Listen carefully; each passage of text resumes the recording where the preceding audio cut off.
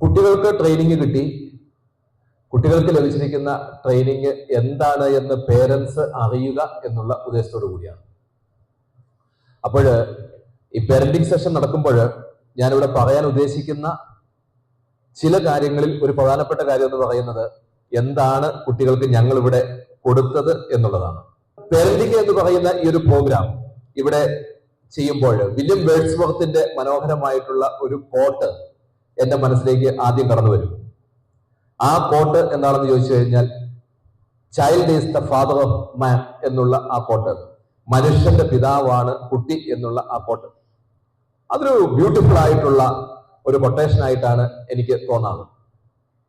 കുട്ടി എന്തുകൊണ്ടാണ് മനുഷ്യന്റെ പിതാവാണ് എന്ന് വില്യം വേർഡ്സ്വർത്ത് പറഞ്ഞത് എന്ന് ചോദിച്ചു കഴിഞ്ഞാൽ ഏതായാലും ചില റീസൺസ് അതിന്റെ പുറകിലുണ്ട്. അതിൽ ഒന്നാമത്തെ റീസൺ എന്ന് പറയുന്നത് ഒരു കുട്ടിയുടെ എനർജിയുടെ ലെവലാണ്. ഒരു കുട്ടി രാവിലെ മുതൽ എണീക്കുന്ന സമയം മുതൽ ആ കുട്ടി കിടന്നുറങ്ങുന്ന രാത്രിയിലെ സമയം വരെ നിങ്ങൾ എടുത്തു നോക്കിക്കഴിഞ്ഞാൽ അപാരമായിട്ടുള്ള എനർജിയാണ് ഒരു കുട്ടിക്കുള്ളത്. നിങ്ങൾ ഇത് എഗ്രി ചെയ്യുമെന്ന് ഞാൻ പ്രതീക്ഷിക്കുന്നു. അപാര എനർജിയാണ്. ഇത്രയും എനർജി കുട്ടി പ്രകടിപ്പിക്കുമ്പോൾ കുട്ടിക്കൊപ്പം നമ്മൾ ഓടിയാൽ നമ്മൾ ഒരിടത്ത് എത്തില്ല.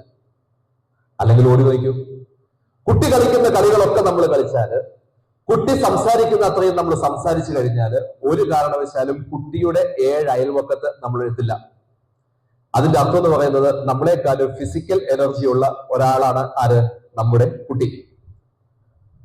രണ്ടാമത്തെ കാര്യം എന്ന് പറയുന്നത് മാനസികമായിട്ടുള്ള കപ്പാസിറ്റിയാണ് കുട്ടികളുടെ, മെന്റൽ എബിലിറ്റി, അവന്റെ ബ്രെയിനുമായിട്ട് ബന്ധപ്പെട്ട കപ്പാസിറ്റി. അപ്പം നിങ്ങൾ ചെന്ന് ചോദിക്കും, കോംപ്ലക്സിറ്റി ഉള്ള കോംപ്ലക്സ് ആയിട്ടുള്ള ഏതെങ്കിലും പ്രോബ്ലങ്ങൾ കിട്ടിക്കഴിഞ്ഞാൽ കുട്ടി സോൾവ് ആക്കില്ലല്ലോ. അത് നമ്മൾ പ്രാക്ടീസ് കൊണ്ട് നേടിയെടുത്തിരിക്കുന്നതാണ്. പക്ഷെ കുട്ടിയെ സംബന്ധിച്ചിടത്തോളം ഒന്ന് ആലോചിച്ച് നോക്കിയേ, എത്ര ലാംഗ്വേജസ് വേണമെങ്കിലും നിങ്ങൾ കുട്ടിയുടെ മുമ്പിൽ സംസാരിച്ച് നോക്കിയോ, ആ പറയുന്ന എല്ലാ ലാംഗ്വേജുകളും കുട്ടി പഠിക്കും. എന്ന് പറഞ്ഞാൽ അവന്റെ ഒബ്സർവേഷൻ കപ്പാസിറ്റി എല്ലാം ഇവിടെ വളരെ ഹൈ ആണ്. അബ്സോർവ് ചെയ്യുന്നത്, ആ ഇൻടേക്ക് എന്ന് പറയുന്നത് വളരെ ഹൈ ആയിട്ടാണ്. അങ്ങനെ നോക്കുമ്പോൾ കുട്ടിയുടെ മാനസിക തലത്തിലുള്ള കപ്പാസിറ്റിയും വളരെ വലുതാണ്. ഇനി കുട്ടിയുടെ ആത്മീയമായിട്ടുള്ള ഒരു നിലവാരം, ആത്മീയം എന്ന് പറയുമ്പോൾ ഇത്രയും മാത്രം കരുതിയാൽ മതി. ഞാൻ പല മീറ്റിങ്ങുകളിലും പറയാറുള്ളത് പോലെ എനിക്കും മറ്റുള്ളവർക്കും ഈ പ്രപഞ്ചത്തിനും നന്മയ്ക്ക് ഉപകരിക്കുന്നത് ചിന്തിക്കുകയും പറയുകയും പ്രവർത്തിക്കുകയും ചെയ്യുന്നതാണ് ആത്മീയത അല്ലെങ്കിൽ സ്പിരിച്വാലിറ്റി എന്നതുകൊണ്ട് ഞാൻ അർത്ഥമാക്കുന്നത്. അങ്ങനെയാണെങ്കിൽ ഞാൻ ആത്മീയതയുള്ള സ്പിരിച്വാലിറ്റി ഉള്ള ഒരു വ്യക്തിയാണ്. ഈ ഒരു ലെവലിൽ നോക്കിക്കഴിഞ്ഞാൽ ഏതൊരു കുട്ടിയെ വേണമെങ്കിലും എടുത്തു നോക്കിക്കോളൂ, കുട്ടി നമ്മളോട് പിണങ്ങും, അവൻ ശകലം അരിശപ്പെടും. പക്ഷേ അവന് പെർമനന്റ് ആയിട്ടുള്ള പകയില്ല, പെർമനന്റ് ആയിട്ടുള്ള വൈരാഗ്യമില്ല. കുട്ടി വീണ്ടും തിരിച്ച് നമ്മുടെ അടുത്ത് വരും. അപ്പോൾ ഇവന്റെ സ്പിരിച്വൽ ലെവലിലുള്ള ഒരു കപ്പാസിറ്റി എന്ന് പറയുന്നത് വളരെ ഹൈ ആണ്. ഇനി കുട്ടി സന്തോഷം നേടിയെടുക്കുന്നത് ഒരുപക്ഷെ നിങ്ങൾ ശ്രദ്ധിച്ചിട്ടുണ്ടാവും. നമുക്കൊക്കെ സന്തോഷം വേണമെങ്കിൽ താലപ്പൊലിയുമായിട്ട് നമുക്ക് ചുറ്റും കുറെ ആൾക്കാർ വേണം, എങ്കിലും നമുക്ക് സന്തോഷം കിട്ടുള്ളൂ. നീ ഒന്ന് ചിരിക്ക്, നിങ്ങൾ ഹാപ്പി ആയിട്ടിരിക്കുക എന്നൊക്കെ ആരെങ്കിലും ഒക്കെ പറഞ്ഞെങ്കിലേ നമുക്ക് എന്ത് കിട്ടുള്ളൂ? സന്തോഷം കിട്ടുള്ളൂ. പക്ഷെ കുട്ടിയെ സംബന്ധിച്ചിടത്തോളം കുട്ടി എവിടെയാണോ ആയിരിക്കുന്നത് അവിടെ കുട്ടി സന്തോഷവാനാണ്. ആ പരിസരം നിരീക്ഷിച്ച് വീക്ഷിച്ച് കുട്ടി എന്ത് ചെയ്യും? സന്തോഷം കണ്ടെത്തും. ഇതാണ് കുട്ടിയുടെ മറ്റൊരു കപ്പാസിറ്റി എന്ന് പറയുന്നത്. അങ്ങനെ മൊത്തമായിട്ട് ഒരു കുട്ടിയെ നോക്കിക്കഴിഞ്ഞാൽ, കുട്ടിയുടെ കപ്പാസിറ്റികൾ നമ്മൾ എണ്ണി നോക്കിക്കഴിഞ്ഞാൽ കുട്ടി ആരുടെ പിതാവാണ്? മനുഷ്യന്റെ പിതാവാണ് എന്ന് വില്യം വേർഡ്സ്വർത്ത് പറഞ്ഞത് സത്യമാണ് എന്ന് നമുക്ക് മനസ്സിലാവും. അതുകൊണ്ട് തന്നെ പ്രിയപ്പെട്ട മാതാപിതാക്കളെ, എനിക്കൊരു റിക്വസ്റ്റ് ഉള്ളതെന്ന് പറയുന്നത്, നമ്മുടെ മക്കളെ എങ്ങനെ ബഹുമാനിക്കാൻ പറ്റുമെന്ന്, എങ്ങനെ ബഹുമാനിക്കണമെന്ന് നമ്മളൊന്ന് പഠിച്ചു കഴിഞ്ഞാൽ തീരുന്ന പ്രശ്നങ്ങളാണ് മിക്കതും. അപ്പൊ ഇവിടെ ഇരിക്കുന്ന പലരും ഇങ്ങനെ ആലോചിക്കും, മക്കളെ ബഹുമാനിക്കുകയോ? ഞാൻ എപ്പോഴും എന്റെ മോനെ കുറിച്ച് ഇങ്ങനെ പറയാറുണ്ട്, അവൻ ഏറ്റവും അരിശമുള്ളത് അവനെ ഞാൻ കളിയാക്കുന്നതാണ്. അവൻ ഏറ്റവും അരിശമുള്ള മറ്റൊരു കാര്യം എന്ന് പറയുന്നത് അവനെ ഞാൻ പരിഗണിക്കാതെ വിടുന്നതാണ്. അവന് ഏറ്റവും അരിശമുള്ള മറ്റൊരു കാര്യം എന്ന് പറയുന്നത് അവൻ ചെയ്ത ഒരു കാര്യത്തെ ഞാൻ അപ്രീഷിയേറ്റ് ചെയ്യാതെ വിടുന്നതാണ്.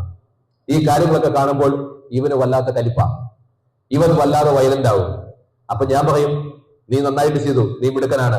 അപ്പൊ അവന് പരിഗണന കിട്ടി, അപ്പൊ അവന് റെസ്പെക്ട് കിട്ടി, അതോടുകൂടി അവൻ ശാന്തനാവും. ഇന്ന് ഈ മീറ്റിംഗ് അറ്റൻഡ് ചെയ്യുന്ന പ്രിയപ്പെട്ട മാതാപിതാക്കളെ, നിങ്ങൾ എല്ലാവരും ഓർത്തിരിക്കേണ്ട ഒരു കാര്യം, നമ്മുടെ കുട്ടി എന്ന് പറയുന്നത് ചെറുതാണ്, പക്ഷെ ആ ചെറിയ ശരീരത്തിന്റെ ഉള്ളിൽ ഒരു വലിയ മനുഷ്യനുണ്ട് എന്നുള്ള വസ്തുത നമ്മൾ മനസ്സിലാക്കിയെടുക്കണം. നമ്മൾ പറയും വിത്ത് വളർന്നാണ് ഒരു വൃക്ഷമായിട്ട് മാറുന്നത്. 100% ശരിയാണ്. പക്ഷെ ആ വിത്തിന്റെ ഉള്ളിൽ ആ വലിയ വൃക്ഷത്തിന്റെ എല്ലാ ഗുണഗണങ്ങളും ഉണ്ട് എന്ന് നമ്മൾ മനസ്സിലാക്കുന്ന ആ നിമിഷമാണ് വിത്തിനെ ബഹുമാനിക്കാൻ നാം പഠിക്കുക. അല്ലെങ്കിൽ വിത്ത് പൊട്ടി മുളച്ചിരിക്കുന്ന ആ ചെറിയ തൈയെ ബഹുമാനിക്കാൻ നമ്മൾ പഠിക്കുക. ഈ സെയിം സിറ്റുവേഷൻ നമ്മൾ പേരന്റിങ് നടത്തുമ്പോഴും നിർബന്ധമായിട്ട് ഉണ്ടായിരിക്കണം. നമ്മുടെ മക്കളെ നമ്മൾ ബഹുമാനിക്കണം. മക്കളെ ബഹുമാനിച്ച് തുടങ്ങിക്കഴിഞ്ഞാൽ, ഞാൻ പലപ്പോഴും പറയാറുള്ളത് പോലെ, നോർത്ത് ഇന്ത്യയിലെ പല സ്ഥലങ്ങളിലും ജോലി ചെയ്തിട്ടുള്ള പലരും ഇവിടെ ഇരിപ്പുണ്ടെന്ന് എനിക്കറിയാം. നമ്മുടെ ഹിന്ദിയിൽ ആപ് എന്നുള്ള, നിങ്ങൾ, താങ്കൾ എന്നുള്ള രീതിയിൽ മാത്രമേ നമ്മൾ കുട്ടികളെ വിളിക്കാറുള്ളൂ. നമ്മളിവിടെ എടാ പോടാ എന്നൊക്കെ കൾച്ചറലായെന്ന് ഞാൻ പറയില്ല, നമ്മുടെ ഒരു കൾച്ചറിന്റെ പ്രത്യേകത കൊണ്ട് നമ്മൾ അങ്ങനെയൊക്കെ വിളിക്കാറുണ്ട്. പക്ഷേ തീർത്തും മോശമായിട്ടുള്ള വാക്കുകൾ ഉപയോഗിക്കുന്ന ധാരാളം പേരൻസ് ഇവിടെ ഇരിക്കുന്ന ആരുമില്ല, നമ്മുടെ നാട്ടിലുണ്ട്. അവർ മദ്യപിച്ചിട്ടോ മദ്യപിക്കാതെ എന്തുമായിക്കോട്ടെ, അല്ലെങ്കിൽ അരിശം വന്നിട്ടോ വരാതെ എന്തുമായിക്കോട്ടെ, വളരെ മോശമായിട്ട് കുട്ടികളെ അഭിസംബോധന ചെയ്യുകയും കുട്ടികളോട് പെരുമാറുകയും ചെയ്യുന്ന ഒരുപാട് ആൾക്കാർ. ഞാൻ ഇപ്പോൾ ഓർക്കുന്ന ഒരു കാര്യം എന്ന് പറയുന്നത്, ഒരു കുട്ടി കൗൺസിലിങ്ങിന് വന്നപ്പോൾ അവന് ഏറ്റവും കൂടുതൽ സങ്കടം പറഞ്ഞ കാര്യം എന്താണെന്ന് ചോദിച്ചു കഴിഞ്ഞാൽ അതിതാണ്, മോനെ, നിന്റെ ലൈഫിൽ ഏറ്റവും കൂടുതൽ സങ്കടപ്പെടുത്തുന്ന ഒരു അനുഭവം പറയടാ എന്ന് ഞാൻ ചോദിച്ചതിൽ അവൻ പറഞ്ഞതാണ്. അതിതാണ്, അത് എല്ലാ ദിവസവും തന്നെ ഉണ്ടാകാറുണ്ട്. അപ്പൊ ഞാൻ ചോദിച്ചത്, എന്താ എല്ലാ ദിവസവും തന്നെ ഉണ്ടാകുന്നേ? ഞാൻ ഭക്ഷണം കഴിക്കാൻ വേണ്ടിയിട്ട് ഇരിക്കുന്ന സമയത്ത് എന്റെ അപ്പനും അമ്മയും അവിടെ ഉണ്ടെങ്കിൽ ഞാൻ അവരെ വിളിക്കും. ആ സമയത്ത് അവര് വരില്ല. അവര് പറയും, നീ വേണേ കഴിച്ചിട്ട് ഏറ്റുപോ, ഞങ്ങൾക്ക് വേറെ പണിയുണ്ട്. ഒരു കുട്ടിയെ നിന്ദിക്കുന്നതിന്, ഒരു കുട്ടിക്ക് ഇതുപോലെ ഒരു ദുഃഖം കൊടുക്കുന്നതിന് കാരണമായ മറ്റെന്ത് സംഭവമല്ലേ? നിങ്ങളെന്ന് പറയുന്ന അമ്മ, അല്ലെങ്കിൽ ആ കുട്ടിയുടെ അമ്മ, അല്ലെങ്കിൽ ആ കുട്ടിയുടെ അച്ഛൻ ഭക്ഷണം ഉണ്ടാക്കിയെന്ന് വിചാരിക്കുക. ആ ഉണ്ടാക്കിയിരിക്കുന്ന ഭക്ഷണം ഈ കുട്ടി തന്നെ വിളമ്പിയെടുത്തിട്ട് അവൻ കഴിക്കാൻ പോകുന്ന സമയത്ത്, അപ്പ എന്റെ അടുത്ത് ഇരിക്കാമോ ഭക്ഷണം കഴിക്കാന്, അമ്മ എന്റെ അടുത്ത് ഇരിക്കാമോ ഭക്ഷണം കഴിക്കാന് എന്ന് ചോദിക്കുന്ന സമയത്ത് നീ വേണേ കുട്ടിച്ച് പോടാ എന്ന് തിരക്കിന്റെ ആൾക്കാരായിട്ടുള്ള അപ്പനും അമ്മയും പറയുമ്പോൾ ഉണ്ടാകുന്ന ഒരു വേദന ജസ്റ്റ് ഒന്ന് ആലോചിച്ച് നോക്കി. ഈ കുട്ടിയെ സംബന്ധിച്ചിടത്തോളം എത്രമാത്രം വേദന ആ കുട്ടി അനുഭവിക്കുന്നുണ്ടാവും. അപ്പോൾ അവന് റെസ്പെക്ട് കിട്ടുന്നില്ല, അവന് വേണ്ട സ്നേഹം കിട്ടുന്നില്ല, അവന് വേണ്ട പരിഗണന കിട്ടുന്നില്ല. ഒറ്റ വാക്കിൽ പറഞ്ഞു കഴിഞ്ഞാൽ, നമ്മളൊരു വ്യക്തിയെ റെസ്പെക്ട് ചെയ്യാൻ തുടങ്ങി കഴിയുമ്പോൾ, അത് ഹൃദയത്തിൽ നിന്ന് റെസ്പെക്ട് ചെയ്യുമ്പോൾ, ആ വ്യക്തിക്ക് നമ്മൾ സ്നേഹവും പരിഗണനയും ഒക്കെ കൊടുക്കും. അതാണ് ഇതിന്റെ ഒരു സൂത്രവാക്യം എന്ന് പറയുന്നത്. ഞാനിത് പറയുമ്പോൾ, പേരന്റിംഗ് എന്ന് പറയുന്നത് പലപ്പോഴും ഒരു കൊടുക്കൽ പ്രക്രിയയാണ് എന്ന് ഞാൻ പറയാറുണ്ട്. കൊടുക്കുന്ന ഒരു പ്രക്രിയയാണ്, ഗിവിംഗ് പ്രോസസ്സാണ് പേരന്റിംഗ് എന്ന് പറയുന്നത്. എന്തൊക്കെയാണ് കൊടുക്കേണ്ടത്? നമ്മൾ സാധാരണ രീതിയിൽ ഒരു കുട്ടിക്ക് വസ്ത്രം മേടിച്ചു കൊടുക്കുന്നുണ്ട്, ആ കുട്ടിക്ക് താമസിക്കാനുള്ള പരിസ്ഥിതി ഒരുക്കി കൊടുക്കുന്നുണ്ട്, ഇതൊക്കെ നമ്മൾ ചെയ്യുന്നുണ്ട്. അതാണ് ഫിസിക്കലായിട്ടുള്ള കൊടുക്കൽ എന്ന് പറയുന്നത്. ഭൗതികമായിട്ട് നമ്മൾ കൊടുക്കുന്ന കുറെ കാര്യങ്ങൾ, ഫിസിക്കലായിട്ട് കൊടുക്കുന്ന കുറെ കാര്യങ്ങൾ. നല്ല ഭക്ഷണം വേണം, ന്യൂട്രീഷ്യസ് ആയിട്ടുള്ള ഫുഡ് വേണം. നമ്മൾ പലപ്പോഴും കൊടുക്കുന്ന ഭക്ഷണം ഒരു കുട്ടിക്ക് ശരിക്കും അവന്റെ ശരീര വളർച്ചയ്ക്ക് ഉതകുന്നതാണോ, മാനസിക വളർച്ചയ്ക്കൊക്കെ ഉതകുന്നതാണോ എന്ന് നാം നോക്കണം. ഇവിടെ സാധാരണ ക്യാമ്പുകൾക്കൊക്കെ വരുമ്പോൾ കുട്ടികൾക്ക് ബിസ്ക്കറ്റ് കൊടുക്കുന്നതിനെ കുറിച്ച് ഞങ്ങൾ പറയാറുണ്ട്, അല്ലെങ്കിൽ മൈദ കൊണ്ടുണ്ടാക്കിയ ഭക്ഷണത്തെ കുറിച്ച് പറയാറുണ്ട്. മൈദ മോശമാണെന്നൊന്നുമല്ല, അവിടെ കിടന്നോളും. പക്ഷേ പോഷക സമൃദ്ധമായിട്ടുള്ള ഭക്ഷണം കൊടുക്കുവാൻ നമുക്ക് സാധിക്കുന്നുണ്ടോ എന്നുള്ളൊരു ചോദ്യം. നമ്മൾ പ്രീബയോട്ടിക്സ്, പ്രോബയോട്ടിക്സ് എന്നൊക്കെ പറയുന്ന കോൺസെപ്റ്റുകൾ കേട്ടിട്ടുണ്ട്. നമ്മൾ വൈറ്റമിൻസിനെ കുറിച്ച് ധാരാളമായിട്ട് കേട്ടിട്ടുണ്ട്. ഇന്നലെ ഡോക്ടർ മനോജ് ജോൺസന്റെ സെഷൻ ഇവിടെ ഉണ്ടായിരുന്നു. വൈറ്റമിൻ ഡി എന്ന് പറയുന്ന ഒരു വൈറ്റമിൻ സൂര്യപ്രകാശത്തിൽ നിന്ന് കിട്ടുന്നതാണ്. അതിന്റെ കുറവ് കൊണ്ട് ഉണ്ടാകുന്ന ശാരീരിക അസ്വസ്ഥതകൾ, മാനസികമായിട്ടുള്ള പ്രശ്നങ്ങൾ, ഏതൊരു വൈറ്റമിൻ കുറഞ്ഞാലും ഒരു കുട്ടിയിൽ പ്രശ്നങ്ങൾ ഉണ്ടാവും, ഒരു മുതിർന്ന വ്യക്തിയിലും പ്രശ്നങ്ങൾ ഉണ്ടാവും. അപ്പൊ നമ്മൾ കൊടുക്കുന്ന ഭക്ഷണം, കൊച്ചുനാളിൽ മുതൽ കുട്ടികളെ ശീലിപ്പിച്ചിരിക്കുന്ന ഭക്ഷണം പോഷക സമൃദ്ധമാണോ എന്നുള്ളൊരു ചോദ്യമുണ്ട്. പലപ്പോഴും ഞങ്ങൾ ക്യാമ്പുകൾ നടത്തുമ്പോൾ കാണുന്ന കാഴ്ച എന്ന് പറയുന്നത് അല്ല എന്നുള്ളതാണ്. ചക്കപ്പഴം തിന്നാറുണ്ട്, എനിക്കത് ഇഷ്ടമില്ല. ചേന കഴിക്കാറുണ്ടോ? എനിക്കത് ഇഷ്ടമില്ല. കാച്ചിൽ കഴിക്കാറുണ്ടോ? അതെനിക്ക് ഇഷ്ടമില്ല. എന്തെങ്കിലും ഫ്രൂട്ട്സ് കഴിക്കാറുണ്ടോ? ഫ്രൂട്ട്സേ ഇഷ്ടമില്ല. പിന്നെ നിനക്ക് എന്താണ് ഇഷ്ടം? അപ്പൊ അവർ പറയും ഞങ്ങൾക്ക് കോളയോ അല്ലെങ്കിൽ ഏതെങ്കിലുമൊക്കെ സാധനം. കോള കുടിക്കുന്നത് തെറ്റാണെന്നല്ല ഞാൻ പറയുന്നത്. അമിതമായാൽ എന്താണെങ്കിലും വിഷം, അതിൻ്റെ അകത്ത് സംശയമൊന്നുമില്ല.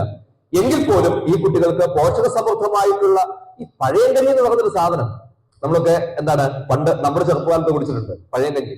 പഴയങ്കഞ്ഞി മക്കൾക്ക് കൊടുത്തിട്ടുണ്ടോ എന്ന് ഉറപ്പുള്ളവരൊക്കെ കൈ ഒന്ന് കാണിച്ചേ. പഴയങ്കഞ്ഞി മക്കൾക്ക് കൊടുത്തിട്ടുണ്ട്. ഓക്കെ, ശരി, കൈ തന്നിട്ടുള്ളൂ. രാവിലെ മോർണിംഗില് പഴയങ്കഞ്ഞി കുടിച്ചു കഴിഞ്ഞാൽ കുട്ടികൾക്കുണ്ടാകുന്ന ഗുണങ്ങളെ കുറിച്ച് നിങ്ങൾ എവിടെയെങ്കിലും ഇന്റർനെറ്റിലോ എവിടെയെങ്കിലും ഒക്കെ ഒന്ന് നോക്കിയേക്കുക.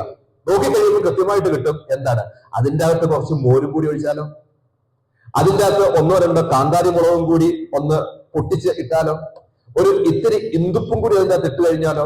അപ്പോൾ നമ്മൾ സാധാരണ മോശമാണെന്ന് കരുതുന്ന പല ഭക്ഷണ പാനീയങ്ങളും നമ്മുടെ കുട്ടികൾക്ക് കൊടുക്കാത്തത് കൊണ്ട്, അവർക്കത് ശീലമില്ലാത്തത് കൊണ്ട്, നല്ലതാണെന്ന് വിചാരിക്കുന്ന പല സാധനങ്ങളും കഴിച്ചിട്ട് അല്ലെങ്കിൽ കുടിച്ചിട്ട് വിഷത്തിന് സമാനമായിട്ടുള്ള ഒരു അവസ്ഥ, ശരീരത്തെ നശിപ്പിക്കുന്ന ഒരു അവസ്ഥ അവർ ഉണ്ടാക്കിയെടുക്കുന്നുണ്ട്.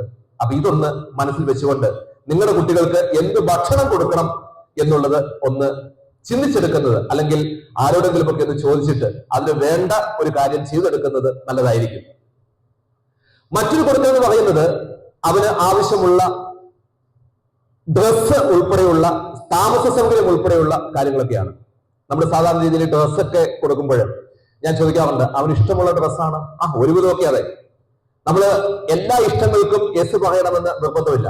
പക്ഷെ ഓർക്കേണ്ട ഒരു കാര്യം എന്ന് പറയുന്നത്, ചില ടൈറ്റ് ആയിട്ടുള്ള ഡ്രസ്സുകൾ കുട്ടികളുടെ ശാരീരിക ആരോഗ്യത്തെ ബാധിക്കാറുണ്ട്. അതെനിക്കറിയില്ല, നിങ്ങളത് നോട്ട് ചെയ്തിട്ടുണ്ടോ? അണ്ടർവെയർ ആയിട്ട് ഉപയോഗിക്കുന്ന ഡ്രസ്സുകള്, ഇന്നർ വെയേഴ്സ് ആയിട്ട് ഉപയോഗിക്കുന്ന ഡ്രസ്സുകള്, അതിന്റെ ഒക്കെ ആ ടൈറ്റ്നെസ്, അതൊക്കെ എങ്ങനെയാണ് ഈ കുട്ടികൾ ഉപയോഗിക്കുന്നത് അത് നമ്മൾ നോക്കേണ്ടതായിട്ടുണ്ട്. കുട്ടി താമസിക്കുന്ന സാഹചര്യം കുട്ടിക്ക് അനുകൂലമാണോ എന്ന് നോക്കേണ്ടതുണ്ട്. ഫിസിക്കലായിട്ട് കൊടുക്കുമ്പോൾ ഞാൻ പലപ്പോഴും ഇങ്ങനെ പറയാറുണ്ട്, നിങ്ങളുടെ പെൺകുട്ടി ആയിക്കോട്ടെ നിങ്ങളുടെ ആൺകുട്ടി ആയിക്കോട്ടെ, എവിടെയാണോ താമസിക്കുന്നത് ആ താമസിക്കുന്ന സ്ഥലം സേഫ് ആണെന്ന് നിങ്ങൾക്ക് ഉറപ്പുവരുത്താൻ പറ്റുന്നുണ്ടോ? അപ്പോൾ ഇങ്ങനെയുള്ള ഉറപ്പ് വരുത്തലുകളൊക്കെയാണ് ഫിസിക്കലായിട്ടുള്ള കൊടുക്കല് എന്നതുകൊണ്ട് അർത്ഥമാക്കുന്നത്. പക്ഷെ എന്റെ പേരന്റിങ് ഏതെങ്കിലുമൊക്കെ സമയത്ത് കേട്ടിട്ടുള്ള ആൾക്കാര് ഇതിനെക്കുറിച്ച് കേട്ടിട്ടുണ്ടാവും. മാനസികമായിട്ട് കൊടുക്കുക എന്ന് പറഞ്ഞു കഴിഞ്ഞാൽ അത് ഇത്രയുമേ ഉള്ളൂ. ഒരു കുട്ടിയുടെ അവൻ ജീവിക്കുന്ന പരിസ്ഥിതിയിൽ അവന് സമാധാനം കൊടുക്കുക. ഇതാണ് മാനസികമായിട്ട് കൊടുക്കുന്നതിന്റെ ഏറ്റവും പ്രധാനപ്പെട്ട ഘടകം എന്ന് പറയുന്നത്. ഞാൻ സാധാരണ കൗൺസിലിംഗ്, നമ്മുടെ ഇവിടെ കുട്ടികളെല്ലാവരും കൗൺസിലിംഗ് അറ്റൻഡ് ചെയ്യുന്നു. എല്ലാ കുട്ടികളും ഇവിടെ വന്നിട്ടുള്ള ഈ ക്യാമ്പിൽ പങ്കെടുത്തിട്ടുള്ള എല്ലാ കുട്ടികളും കൗൺസിലിംഗ് അറ്റൻഡ് ചെയ്തു. ഞാൻ ഇപ്രാവശ്യം എനിക്ക് ഉണ്ടായ ഒരു സന്തോഷം എന്ന് പറയുന്നത് അതിതാണ്. ഭൂരിപക്ഷം കുട്ടികളും പറഞ്ഞു അപ്പനും അമ്മയും സ്നേഹത്തിലാണ് എന്ന്. എനിക്കത് ഒരുപാട് സന്തോഷം ഉണ്ടാക്കി. ഭൂരിപക്ഷം കുട്ടികളും സത്യമായിട്ടും പറഞ്ഞു അപ്പനും അമ്മയും സ്നേഹത്തിലാണ്, വലിയ പ്രശ്നങ്ങളൊന്നുമില്ല. പക്ഷെ ചില ക്യാമ്പുകൾ നടക്കുമ്പോൾ കുട്ടികൾ ഇങ്ങനെ പറയാറുണ്ട്, എന്റെ പൊന്നു സാറേ, ആ വീട്ടിൽ നിന്നൊന്ന് ഇറങ്ങി ഈ ഒരു 3 ദിവസം ഇവിടെ താമസിച്ചു കഴിഞ്ഞപ്പോൾ എന്തൊരാശ്വാസം. അങ്ങനെ ആരും പറഞ്ഞില്ല. അതുകൊണ്ട് കൺഗ്രാജുലേഷൻ, നിങ്ങൾക്ക് കൺഗ്രാജുലേഷൻ. പലപ്പോഴും വീട്ടില് അപ്പനും അമ്മയും വല്ലാത്ത ബഹളം ഉണ്ടാക്കും, അപ്പനും അമ്മയും വല്ലാതെ തല്ലും. അങ്ങനെ തല്ലുകൂടി ഒരു രക്ഷയുമില്ലാത്ത അവസ്ഥയിലേക്ക് വന്നു കഴിയുമ്പോൾ കുട്ടിയുടെ മാനസിക സമാധാനം ഇല്ലാതാകും. അങ്ങനെ മാനസിക സമാധാനം ഇല്ലാതായി കഴിഞ്ഞാൽ ഡിപ്രഷൻ ഉണ്ടാവാം. മാനസിക സമാധാനം ഇല്ലാതായി കഴിഞ്ഞാൽ പാരമ്പര്യം ഇല്ലെങ്കിൽ കൂടിയും ബൈപ്പോളാർ ഡിസോർഡർ ഉണ്ടാവാം. ഇവിടെ ഡോക്ടേഴ്സ് ഒക്കെ ഒരുപക്ഷെ ഇരിപ്പുണ്ടാവും. ഇത്തരത്തിലുള്ള പ്രശ്നങ്ങൾ ഉണ്ടാകുമ്പോൾ, വീട്ടിലത്തെ സ്വസ്ഥതയില്ലായ്മ ഉണ്ടാകുമ്പോൾ നമ്മൾ പോലും കരുതാത്ത ഒത്തിരി പ്രശ്നങ്ങൾ കുട്ടികൾക്ക് ഉണ്ടാകുവാനുള്ള സാധ്യത വളരെ ഹൈയാണ്. ഇത് പ്രിയപ്പെട്ട മാതാപിതാക്കളെ നമ്മൾ മനസ്സിലാക്കിയെടുക്കണം. അപ്പോൾ മാനസികമായിട്ട് കൊടുക്കുക എന്ന് പറഞ്ഞാല് ഇത്തരത്തിലുള്ളൊരു കൊടുക്കലാണ്. ഒപ്പം തന്നെ ഏതെങ്കിലും തരത്തിലുള്ള മാനസിക അസ്വസ്ഥതകൾ ഒരു കുട്ടി കാണിക്കുന്നുണ്ടെങ്കിൽ അതിന് ഉചിതമായി പരിഹാരം കാണുന്നതിന് വേണ്ടിയിട്ട് ഒരു എക്സ്പേർട്ടിന്റെ അടുത്തേക്ക് കുട്ടിയെ കൊണ്ടുപോവുക എന്നുള്ള ഉത്തരവാദിത്വം ഇവിടെ ഇരിക്കുന്ന ഓരോ മാതാപിതാക്കൾക്കുണ്ട്. മാനസികമായിട്ടുള്ള കൊടുക്കൽ. അതോടൊപ്പം തന്നെ ഒരു കാര്യം ഞാൻ നേരത്തെ പറയേണ്ടതായിരുന്നു, അതാണ് ശാരീരികമായിട്ടുള്ള കൊടുക്കൽ നടക്കുമ്പോൾ ഒരു കുട്ടിയുടെ ശരീരത്തെ കുറിച്ച് വ്യക്തമായ ഒരു ധാരണ മാതാപിതാക്കൾക്കുണ്ടായിരിക്കണം. അവന്റെ കണ്ണിന്റെ കാഴ്ച, അവന്റെ ചെവിയുടെ കേൾവി. ഞാനിപ്പോഴും ഓർക്കുന്നുണ്ട്, എന്റെ മോന് അവന്റെ ചെവി കേൾക്കുന്നതിനെ കുറിച്ച് ഒരു ചെറിയൊരു പ്രശ്നം പറഞ്ഞു. ഞാൻ പറഞ്ഞു കുഴപ്പമിടാന്ന് പറഞ്ഞു. അവസരവും പറഞ്ഞ് ചെവി കേൾക്കുന്നില്ല. ഇവനെ ഹോസ്പിറ്റലിൽ കൊണ്ടുപോയി. ഹോസ്പിറ്റലിൽ കൊണ്ടുപോയി കഴിഞ്ഞപ്പോൾ ഡോക്ടർ പരിശോധിച്ചപ്പോൾ ഇവന്റെ ചെവിക്കകത്ത് മുഴുവൻ ഈ ചെവിക്കായ എന്ന് പറയുന്ന ചെവിപ്പയിൽ ഇതിരിക്കുകയാണ്. മരുന്നൊഴിച്ച് കുതിരാൻ വേണ്ടിയിട്ട് 3 ദിവസം കഴിഞ്ഞ് എല്ലാം പറഞ്ഞു. ആ ഡോക്ടർ വെള്ളം ഒഴിച്ച് കഴുകി അതെടുത്തു. നമുക്ക് പലർക്കും അറിയാവുന്ന കാര്യമാണ്. ഇവൻ പറഞ്ഞു അപ്പോ എനിക്കെല്ലാം കേൾക്കാം. ഞാൻ ആ സമയത്ത് അവൻ ചെയ്ത എക്സ്പ്രഷൻ ഇന്നും എന്റെ മനസ്സിലുണ്ട്. അപ്പൊ എനിക്കെല്ലാം കേൾക്കാം. ശരിക്കും കുറെ താമസിച്ചു പോയി അവന്റെ ചെവിയുടെ പ്രശ്നം കണ്ടെത്താൻ വേണ്ടിയിട്ട്. ചില കുട്ടികള് പഠനത്തിൽ വളരെ മോശമായിരിക്കും. പറഞ്ഞും ചോദിച്ചും വരുമ്പോൾ മനസ്സിലാകും അവരുടെ കണ്ണിന് കാഴ്ച കുറവായിരിക്കും. അതുപോലെ തന്നെ ശരീരത്തിന്റെ വ്യത്യസ്ത ഭാഗങ്ങളെ കുറിച്ച് ഒരു അവയർനെസ് മാതാപിതാക്കൾക്ക്, പെൺകുട്ടിയാണെങ്കിൽ അമ്മയ്ക്കും ആൺകുട്ടിയാണെങ്കിൽ അച്ഛനും ഉണ്ടായിരിക്കണം. അതും കൊടുക്കലിന്റെ ഭാഗമാണ്. അപ്പൊ അതുപോലെ തന്നെ എന്തെങ്കിലും ഇഷ്യൂസ് ഉണ്ടെങ്കിൽ, ശാരീരികമായിട്ടുള്ള എന്തെങ്കിലും ഇഷ്യൂസ് ഉണ്ടെങ്കിൽ ആ ഇഷ്യൂസ് പരിഹരിക്കുന്നതിന് വേണ്ടിയിട്ടുള്ള സംവിധാനം നമ്മൾ ചെയ്യണം. ഇതുപോലെ തന്നെയാണ് മാനസികമായിട്ടുള്ള പ്രശ്നങ്ങളുണ്ടെങ്കിൽ, ടെൻഷൻ ഉണ്ടെങ്കിൽ, പ്രശ്നമുണ്ടെങ്കിൽ നിർബന്ധമായിട്ടും അത് പരിഹരിക്കുവാനുള്ള ഒരു സംവിധാനം ഉണ്ടാവണം. ഞാൻ പലപ്പോഴും ഇങ്ങനെ ചോദിക്കാറുണ്ട്, നിങ്ങളുടെ കുട്ടികൾക്ക് തലമുടി പൊഴിച്ചിലുണ്ടോ? നിങ്ങളുടെ കുട്ടിക്ക് നെഞ്ചിടിപ്പ് വല്ലാതെ കൂടുന്നുണ്ടോ? തലയിൽ താരനുണ്ടാകാറുണ്ടോ? ചില സമയത്ത് കൈ വല്ലാതെ വിയർക്കാറുണ്ടോ? ചില സമയത്ത് വല്ലാത്ത ക്ഷീണം ഉണ്ടാകാറുണ്ടോ? ഒന്നിനോടൊരു താല്പര്യമില്ലായ്മ ഉണ്ടാകാറുണ്ടോ? കോൺസെൻട്രേഷൻ കുറവുണ്ടാകാറുണ്ടോ? ഒരു ഭയം ഉള്ളിൽ ഉണ്ടാകാറുണ്ടോ? നെഗറ്റീവായിട്ടുള്ള ചിന്ത കയറിയിട്ട് എപ്പോഴെങ്കിലും ജീവിതം മടുത്തു എന്ന് പറയാറുണ്ടോ? വല്ലാതെ അജിറ്റേഷൻ ഉണ്ടാകാറുണ്ടോ? വയലൻസ് ഉണ്ടാകാറുണ്ടോ? ആത്മഹത്യയെ കുറിച്ചോ കാര്യങ്ങളെ കുറിച്ചോ എപ്പോഴെങ്കിലും പറഞ്ഞു കേട്ടിട്ടുണ്ടോ? ഇങ്ങനെ കുറെ ചോദ്യം ചോദിക്കും. ഒപ്പം തന്നെ ഉറക്കം കുറവുണ്ടോ? അതെയോ കൂടുതലാണോ? ഭക്ഷണം കഴിക്കൽ കുറവാണോ? അതെയോ കൂടുതലാണോ? ഈ ലക്ഷണങ്ങൾ കണ്ടു കഴിഞ്ഞാൽ നിങ്ങൾ നിർബന്ധമായിട്ടും ഒരു എക്സ്പെർട്ടിന്റെ അടുത്ത് കൊണ്ടുപോകണം. എന്തിനാണ്? വേറൊന്നുമല്ല, ഈ കൊച്ചിന് ഒരു ഡിപ്രഷൻ ഉണ്ടാവാനുള്ള എല്ലാ സാധ്യതയുമുണ്ട്. അത് ചിലപ്പോൾ മൈൽഡ് ആയിരിക്കാം, ചിലപ്പോൾ സിവിയർ ആയിരിക്കാം, നമുക്കറിയില്ല, നോക്കിയാലേ അറിയുള്ളൂ. പക്ഷെ ഡിപ്രഷൻ വെച്ചുകൊണ്ടിരുന്നു കഴിഞ്ഞാൽ ഇത് കുറെ വർഷങ്ങൾ കഴിയുമ്പോൾ അതൊരു സിവിയർ ലെവലിലേക്ക് എത്തിക്കഴിഞ്ഞാൽ പിന്നീട് പ്രശ്നമാണ്. അത് ജീവിതത്തെ തന്നെ ഇല്ലാതാക്കും. നിങ്ങൾക്കറിയാം, വിഷാദ രോഗം എന്ന് പറയുന്ന, ഡിപ്രഷൻ എന്ന് പറയുന്ന രോഗമാണ് ആത്മഹത്യയുടെ ഒക്കെ പുറകിലുള്ളത്.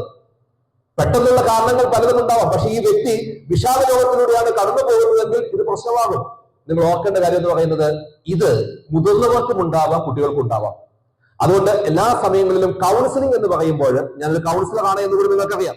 കൗൺസിലിംഗ് എന്ന് പറയുന്ന സമയത്ത് എപ്പോഴും ഞാൻ കാണാൻ ആഗ്രഹിക്കുന്നത് കുട്ടികൾക്കുള്ള കൗൺസിലിംഗ് ആണെങ്കിലും മുതിർന്നവർക്കുള്ള കൗൺസിലിംഗ് ആണെങ്കിലും ഫാമിലിയെ മൊത്തമായിട്ടാണ്. എന്തുകൊണ്ടാണ് ഫാമിലിയെ മൊത്തമായിട്ട് കാണുന്നതെന്ന് ചോദിച്ചു കഴിഞ്ഞാല് അവിടെയാണ് നമുക്ക് മനസ്സിലാവുക എവിടെയാണ് പ്രശ്നമെന്ന്. അതുകൊണ്ടാണ് ഫാമിലി കൗൺസിലിംഗ് പ്രൊമോട്ട് ചെയ്യുന്ന ഒരാളായിട്ടാണ് ഞാൻ സാധാരണ രീതിയിൽ അറിയപ്പെടുക. അപ്പോൾ മാനസികമായിട്ടുള്ള കൊടുക്കൽ എന്ന് പറയുന്നത് നിർബന്ധമായിട്ടും നിങ്ങളുടെ ഭാഗത്ത് നിന്ന് ഉണ്ടാവുക. ഇനി മൂന്നാമത്തെ കൊടുക്കൽ എന്ന് പറയുന്നത് സാമൂഹ്യപരമായിട്ടുള്ള കൊടുക്കലാണ്. സാമൂഹ്യപരമായിട്ട് കൊടുക്കുക എന്ന് പറഞ്ഞാല് നമ്മൾ ഇതുപോലെയുള്ള ക്യാമ്പുകളിലേക്കൊക്കെ കുട്ടികളെ പറഞ്ഞു വിടുന്നത് സാമൂഹ്യപരമായിട്ടുള്ള കൊടുക്കലാണ്. ഇന്നലെയും മിനിഞ്ഞാന്നും ഇന്നുമായിട്ട് നമ്മുടെ മക്കള് ഞങ്ങളെ പേരൻസ് ആയിട്ട് കണ്ട്, ഞങ്ങളെ ടീച്ചേഴ്സ് ആയിട്ട് കണ്ട് ഞങ്ങളുടെ കൂടെയായിരുന്നു. അവരുടെ കൂട്ടുകാരുടെ കൂടെ കിടന്നുറങ്ങി, അവര് കളികളിൽ ഏർപ്പെട്ടു, അവര് പരസ്പരം സംസാരിച്ചു.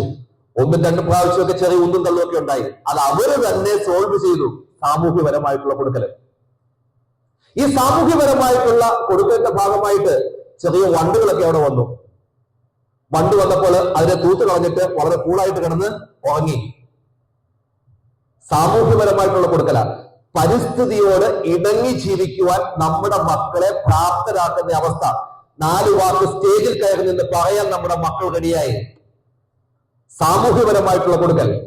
അപ്പോൾ കൺഗ്രാജുലേഷൻസ്, നിങ്ങൾ ഈ ക്യാമ്പിന് നിങ്ങളുടെ മക്കളെ വിട്ടു എന്ന് പറയുമ്പോൾ അതിന്റെ അർത്ഥം നിങ്ങൾ സാമൂഹ്യപരമായിട്ട് കൊടുക്കുവാൻ റെഡിയായിട്ടുള്ള, അത് കൊടുക്കണമെന്ന് ആഗ്രഹിക്കുന്ന പ്രിയപ്പെട്ട മാതാപിതാക്കളാണ്. മറ്റൊരു കൊടുക്കൽ എന്ന് പറയുന്നത് സാമ്പത്തികപരമായിട്ടുള്ള കൊടുക്കലാണ്. നമ്മളെല്ലാം സാധാരണ രീതിയിൽ പറയുന്നത്, ഞാൻ അത്യാവശ്യം പൈസ ഉണ്ടായിരുന്ന ഒരാളാണ്. അപ്പോൾ പൈസ ഉണ്ടായിരുന്നത് കൊണ്ട് എന്റെ മക്കളും ഞാൻ അനുഭവിച്ച ആ സന്തോഷം ഇനിയും അനുഭവിക്കണം. വേറൊരു കൂട്ടർ ഇങ്ങനെ പറയും, ഞാൻ ഒരുപാട് ദാരിദ്ര്യത്തിൽ കഴിഞ്ഞ വ്യക്തിയാണ്, ഇപ്പൊ എനിക്ക് പൈസ ഉണ്ട്, അതുകൊണ്ട് എന്റെ മക്കള് ദാരിദ്ര്യം അനുഭവിക്കാൻ പാടില്ല. വേറെ ചില കൂട്ടർ പറയും, ഞാനോ ദാരിദ്ര്യത്തിലാണ്, പക്ഷെ എന്റെ മക്കള് ദാരിദ്ര്യം അനുഭവിക്കാൻ പാടില്ല. ഇങ്ങനെ 3 കാര്യങ്ങളാണ് സാധാരണ മാതാപിതാക്കൾ പറയുക. നിങ്ങൾ സമ്പന്നനായിക്കോട്ടെ, നിങ്ങൾ ദരിദ്രനായിക്കോട്ടെ, നിങ്ങൾ എന്തുമായിക്കോട്ടെ, മക്കൾക്ക് ആവശ്യമുള്ള പണം കൊടുക്കാനും സേവ് ചെയ്യുവാനും അവരെ പ്രാപ്തരാക്കണം. ആവശ്യമുള്ളതേ കൊടുക്കാവുള്ളൂ എന്നൊരു അഭിപ്രായക്കാരനാണ് ഞാൻ പലപ്പോഴും കൗൺസിലിംഗിൽ വരുന്ന കുട്ടികളോട് ചോദിക്കാറുണ്ട്, പോക്കറ്റ് മണിയായിട്ട് എന്ത് കിട്ടും? അപ്പം അവര് പറയും ഇത്രയും എമൗണ്ട് കിട്ടും. ഞാൻ അവരോട് പറയും, ഇത്രയും എമൗണ്ട് കൊണ്ട് നീ എന്താ ചെയ്യുന്നത്? വേറെ ഒന്നല്ല, ഞങ്ങൾ കൂട്ടുകാരൊക്കെ കൂടി അടിച്ചു പൊളിച്ച് അങ്ങ് പോകും.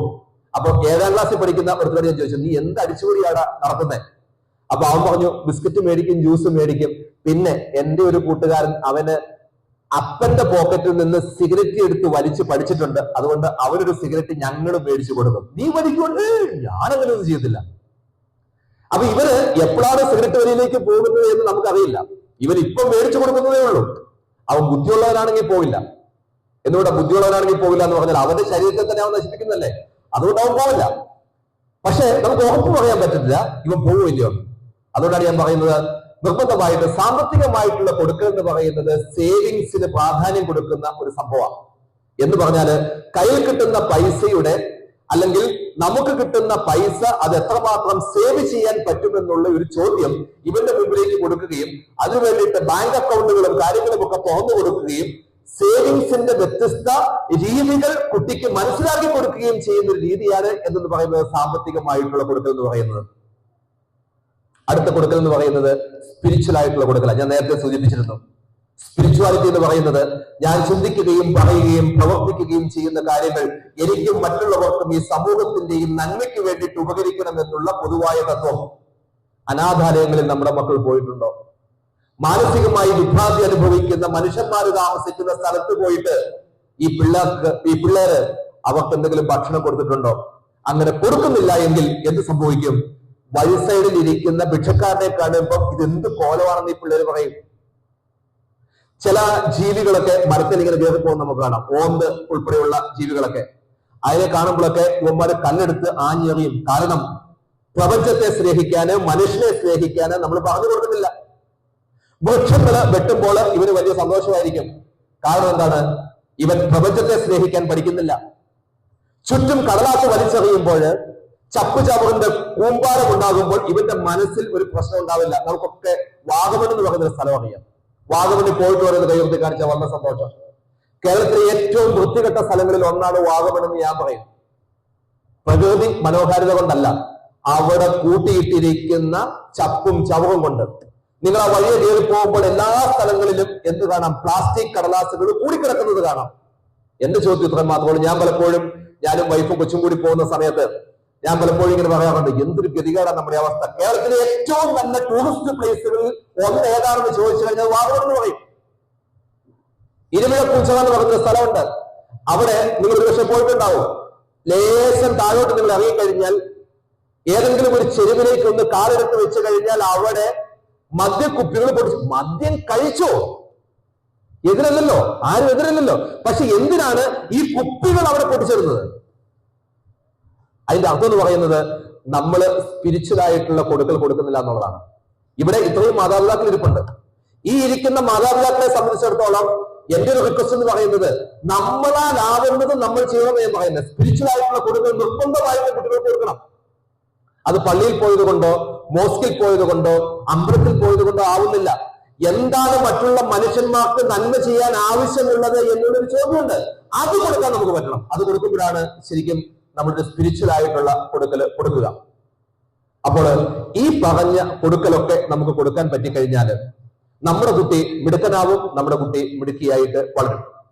അങ്ങനെയാണെങ്കിൽ ഈ ക്യാമ്പിലേക്ക് ഞാൻ കടന്നു വരുമ്പോൾ കണ്ട കുറേയധികം കാര്യങ്ങൾ. അവരെ ഭംഗിയായിട്ട് കളിക്കുന്നു, അവരെ സ്നേഹത്തോടു കൂടി പെരുമാറുന്നു. ചില സമയത്ത് ചില വഴക്കുകളൊക്കെ ഉണ്ടാവുന്നു. നമ്മുടെ വീടുകളിൽ സിബ്ലിങ്സ് 2-3 കുട്ടികൾ മിക്കവർക്കും തന്നെ ഉണ്ടാവും. അപ്പോൾ അവരുടെ കൂടെ കളിച്ച് പഠിച്ചതിന്റെ ഒക്കെ പേരിലാണ് ഇവിടെ കുറച്ചും കൂടി നന്നായിട്ട് ചെയ്യുന്നത്. നിങ്ങളുടെ ഒരു പേരന്റിംഗ് എന്ന് പറയുന്നത് നന്നായിട്ട് നിങ്ങൾ കൊടുത്തതിന്റെ പേരിലാണ് കുട്ടികൾ നന്നായിട്ട് ഇവിടെ ബിഹേവ് ചെയ്യുന്നത്. എങ്കിൽ പോലും ഈ കുട്ടികൾ നന്നായിട്ടാണ് ഇവിടെ ബിഹേവ് ചെയ്തത് എങ്കിൽ പോലും ചില കാര്യങ്ങൾ നിങ്ങളുടെ ശ്രദ്ധയിലേക്ക് കൊണ്ടുവരാൻ ഞാൻ ആഗ്രഹിക്കുകയാണ്. അതിലൊരു കാര്യം എന്ന് പറയുന്നത് നമ്മൾ ചെയ്യരുതാത്ത കുറച്ച് കാര്യങ്ങളാണ്. പേരന്റിങ്ങുമായി ബന്ധപ്പെട്ട് ഞാൻ എപ്പോഴും പറയുന്ന ചില കാര്യങ്ങളാണ്. അതിലൊന്നെന്ന് പറയുന്നത്, ദയവായിട്ട് നിങ്ങളുടെ കുട്ടികളെ ആവുന്നത്ര കമ്പയർ ചെയ്യാതിരിക്കാൻ വേണ്ടിയിട്ട് ശ്രമിക്കുക. മറ്റുള്ളവരുമായിട്ട് കമ്പയർ ചെയ്യാതിരിക്കാൻ വേണ്ടിയിട്ട് ഒന്ന് ശ്രമിക്കുക. പലപ്പോഴും കൗൺസിലിങ്ങിനൊക്കെ കുട്ടികൾ പറയും, എന്റെ അപ്പനെ കൊണ്ട് ഞാൻ മടുത്തു. എന്താടാ, ഒന്നുമില്ല. അയൽപക്കത്തെ കുട്ടികളെ കുറിച്ചും എന്റെ കസിൻസിനെ ഒക്കെ ചേർത്ത് വെച്ചിട്ടാണ് എന്നെ എപ്പോഴും കമ്പയർ ചെയ്യുന്നത്. അങ്ങനെ കമ്പയർ ചെയ്ത് ഞാൻ മടുത്തു. അത് കേട്ട് ഞാൻ മടുത്തു എന്ന് പല കുട്ടികളും പറയാറുണ്ട്. അതുകൊണ്ട് തന്നെ പ്രിയപ്പെട്ട മാതാപിതാക്കളെ, ഇതൊന്ന് ശ്രദ്ധിച്ചേക്കുക. കുട്ടികളെ ദയവായിട്ട് കമ്പയർ ചെയ്യാതെ ഇരിക്കുക. മറ്റൊരു പ്രധാനപ്പെട്ട കാര്യം നിങ്ങൾ ചെയ്യരുക എന്ന് എനിക്ക് തോന്നുന്നൊരു കാര്യം, എനിക്കറിയില്ല നിങ്ങൾ ചെയ്യുന്നുണ്ടെന്ന് എനിക്കറിയില്ല. സാധാരണ 2 കുട്ടികളുണ്ടെന്ന് വിചാരിക്കുക, അല്ലെങ്കിൽ 3 കുട്ടികളുണ്ടെന്ന് വിചാരിക്കുക. ഇവര് നന്നായിട്ട് തല്ലുകൂടുന്ന കുട്ടികളാണെന്ന് വിചാരിക്കുക. ഈ കുട്ടികൾ തല്ലുകൂടുന്നുണ്ടെങ്കിൽ ആ തല്ല് അവര് തന്നെ കൂടി തീർക്കട്ടെ. ദയവായിട്ട് നിങ്ങൾ അതിന്റെ ഇടയിൽ പോയി പിടിക്കരുത്. അങ്ങനെ പിടിച്ചു കഴിഞ്ഞാൽ എന്താ സംഭവിക്കുന്നത് ചോദിച്ചു കഴിഞ്ഞാൽ, കുട്ടികൾ അവര് നിങ്ങൾ അവിടെ എത്തുന്നതിന് വേണ്ടിയിട്ട് കൂടുതലായിട്ട് തല്ലുകൂടും. ഇതൊരു ഗെയിമാണ്. ഒരുപക്ഷെ ട്രാൻസാക്ഷണൽ അനാലിസിസ് ഒക്കെ നിങ്ങൾ പഠിച്ചിട്ടുണ്ടാവും. അതിലൊരു പ്രധാനപ്പെട്ട ഗെയിമാണ്. കുട്ടികളെ നമ്മൾ പിടിച്ചു മാറ്റി എപ്പോഴും വിടുകയാണെങ്കിൽ കുട്ടികൾ കൂടുതലായിട്ട് തല്ലുകൂടും. ശരിയല്ല? നിങ്ങൾ ആലോചിച്ച് നോക്കൂ. ഈ കുട്ടി ഒരിക്കലും നന്നാവില്ല. എന്നാൽ ഈ കുട്ടികളോട് നമ്മൾ പറയുക, നീ തല്ലുകൂടി കഴിഞ്ഞാൽ അത് നീ തന്നെ സോൾവ് ആയിക്കണം, ഞാൻ അതിന്റെ അകത്ത് ഇടപെടില്ല. അതെന്തുകൊണ്ട് അങ്ങനെ പറയേണ്ടതെന്ന് ചോദിച്ചു കഴിഞ്ഞാൽ, അവർക്ക് പ്രോബ്ലം സോൾവിംഗ് കപ്പാസിറ്റി ഉണ്ട്, അവർക്ക് ഡിസിഷൻ മേക്കിംഗ് കപ്പാസിറ്റി ഉണ്ട്. ആ ഡിസിഷൻ മേക്കിംഗ് കപ്പാസിറ്റിയും പ്രോബ്ലം സോൾവിംഗ് കപ്പാസിറ്റിയും ഉപയോഗിച്ച് അവരെന്ത് ചെയ്തോട്ടെ, അവരവരുടെ പ്രശ്നങ്ങൾ സോൾവ് ആക്കിക്കോട്ടെ. അത് അവർ ചെയ്യേണ്ട കാര്യമാണ്. നമ്മൾ ഇതിന്റെ അകത്തൊരു പരിധിയിൽ കൂടുതൽ ഇടപെടാൻ പാടില്ല. പിന്നെ തല്ലി കൊല്ലുന്ന അവസ്ഥ വല്ല വന്നാൽ ഇടപെടുക. അത് ഏതായാലും സിബ്ലിങ്സ് അങ്ങോട്ടും ഇങ്ങോട്ടും ചെയ്യില്ല. കൊച്ചുകുട്ടികൾ അങ്ങോട്ടും ഇങ്ങോട്ടും അതൊന്നും ചെയ്യത്തൊന്നുമില്ല. അവര് പിടിച്ച് ഉരുണ്ട് മറിഞ്ഞ് എന്തെങ്കിലുമൊക്കെ ചെയ്യും എന്നല്ലാതെ വേറെ പ്രത്യേകിച്ച് പ്രശ്നങ്ങളൊന്നും ഉണ്ടാക്കില്ല. അതുകൊണ്ട് ദയവായിട്ട് എന്റെ റിക്വസ്റ്റ് എന്ന് പറയുന്നത്, ഇന്നു മുതൽ നിങ്ങളുടെ മക്കളില്, അത് ചേച്ചി ആയിക്കോട്ടെ, അനിയത്തി ആയിക്കോട്ടെ, അനുജനായിക്കോട്ടെ, ആരും ആയിക്കോട്ടെ, ചേട്ടനായിക്കോട്ടെ, അവര് തല്ലുകൂടുന്ന സമയത്ത് നിങ്ങൾ ഞാനൊന്നും പറഞ്ഞില്ലേ എന്നുള്ള ഒരു മനോഭാവം എടുക്കുകയാണ് എപ്പോഴും നല്ലത്. അതിന്റെ അർത്ഥം ഒബ്സർവേഷൻ വേണ്ടെന്നല്ല. നിങ്ങൾ ഒബ്സർവ് ചെയ്തോളൂ, തീർച്ചയായിട്ടും ഒബ്സർവ് ചെയ്തോളൂ. ഇനി ചെയ്യരുതാത്ത മറ്റൊരു പ്രധാനപ്പെട്ട കാര്യം എന്ന് പറഞ്ഞാല്, കുട്ടികൾ ഏതെങ്കിലും തരത്തിലുള്ള മോശം പ്രവർത്തികൾ ചെയ്യുമ്പോൾ അവരെ ഒരിക്കലും അപ്രീഷിയേറ്റ് ചെയ്തേക്കരുത്. അതിനൊരു പ്രധാനപ്പെട്ട ഉദാഹരണമായിട്ട് ഞാൻ പറയാറുള്ളത്, ഒരു ആൺകുട്ടി ഒരു പെൺകുട്ടിയെ ടീസ് ചെയ്തു. എന്നിട്ട് വീട്ടിൽ വന്ന് പറഞ്ഞു, അപ്പാ ഞാൻ അവർക്ക് 2 എണ്ണം കൊടുത്തിട്ടുണ്ട്, 2 എണ്ണം പറഞ്ഞിട്ടുണ്ട്, ഒരു കാരണവശാലും അത് അനുവദിച്ചു കൊടുക്കാതിരിക്കുക. അങ്ങനെയുള്ള ടീസിംഗ് പ്രവണതകള്, മറ്റുള്ള കുട്ടികളെ ഉപദ്രവിക്കുന്ന പ്രവണതകള് ഉണ്ടെങ്കിൽ നിർബന്ധമായിട്ടും നമ്മുടെ കുട്ടിയെ കറക്റ്റ് ചെയ്തിരിക്കണം. അത് അനുവദിച്ചു കൊടുക്കണ്ട. കാരണം അങ്ങനെ ഒരു ശീലം നമ്മൾ ഉണ്ടാക്കി കൊടുത്താൽ, ഒരു ക്രൂരതയുടെ ശീലം ഉണ്ടാക്കി കൊടുത്താൽ, ഇതുപോലുള്ള കാര്യങ്ങൾ കുട്ടികൾ ചെയ്യുന്നതിന് മൗന അനുവാദം നമ്മൾ കൊടുത്താൽ ഫ്യൂച്ചറിൽ ചിലപ്പോൾ ഇവർ വലിയ ക്രിമിനൽസ് ആയിട്ട് മാറാം. മോഷണം, ചിലപ്പോൾ കുട്ടികൾ മാനസികമായിട്ടുള്ള അവരുടെ ചില പ്രശ്നങ്ങൾ കൊണ്ട് മോഷണമൊക്കെ നടത്തും. ഈ മോഷണം എന്ന് പറയുന്നത്, ഞാൻ അതിനെക്കുറിച്ചുള്ള ആർട്ടിക്കിൾസ് നിങ്ങൾക്ക് ഇനി ഗ്രൂപ്പുകളിൽ ഇട്ടുതരാം. ഞാൻ എഴുതിയിട്ടുള്ള ആർട്ടിക്കിൾസ് ഉണ്ട്. ഇവിടെ ഞാൻ വെച്ചിരിക്കുന്ന ഈ ബുക്കിന്റെ അകത്തും അത്തരമുള്ള കാര്യങ്ങളൊക്കെയാണ് എഴുതിയിരിക്കുന്നത്. ഒരുപക്ഷെ നിങ്ങൾ ബുക്ക് മേടിച്ചിട്ടുണ്ടാവും. ബുക്ക് മേടിക്കാത്ത ആൾക്കാർ ഇപ്പോൾ നിങ്ങൾക്ക് മേടിക്കാൻ വേണ്ടിയിട്ടാണ് അവിടെ ഞാനത് വെച്ചിരിക്കുന്നത്.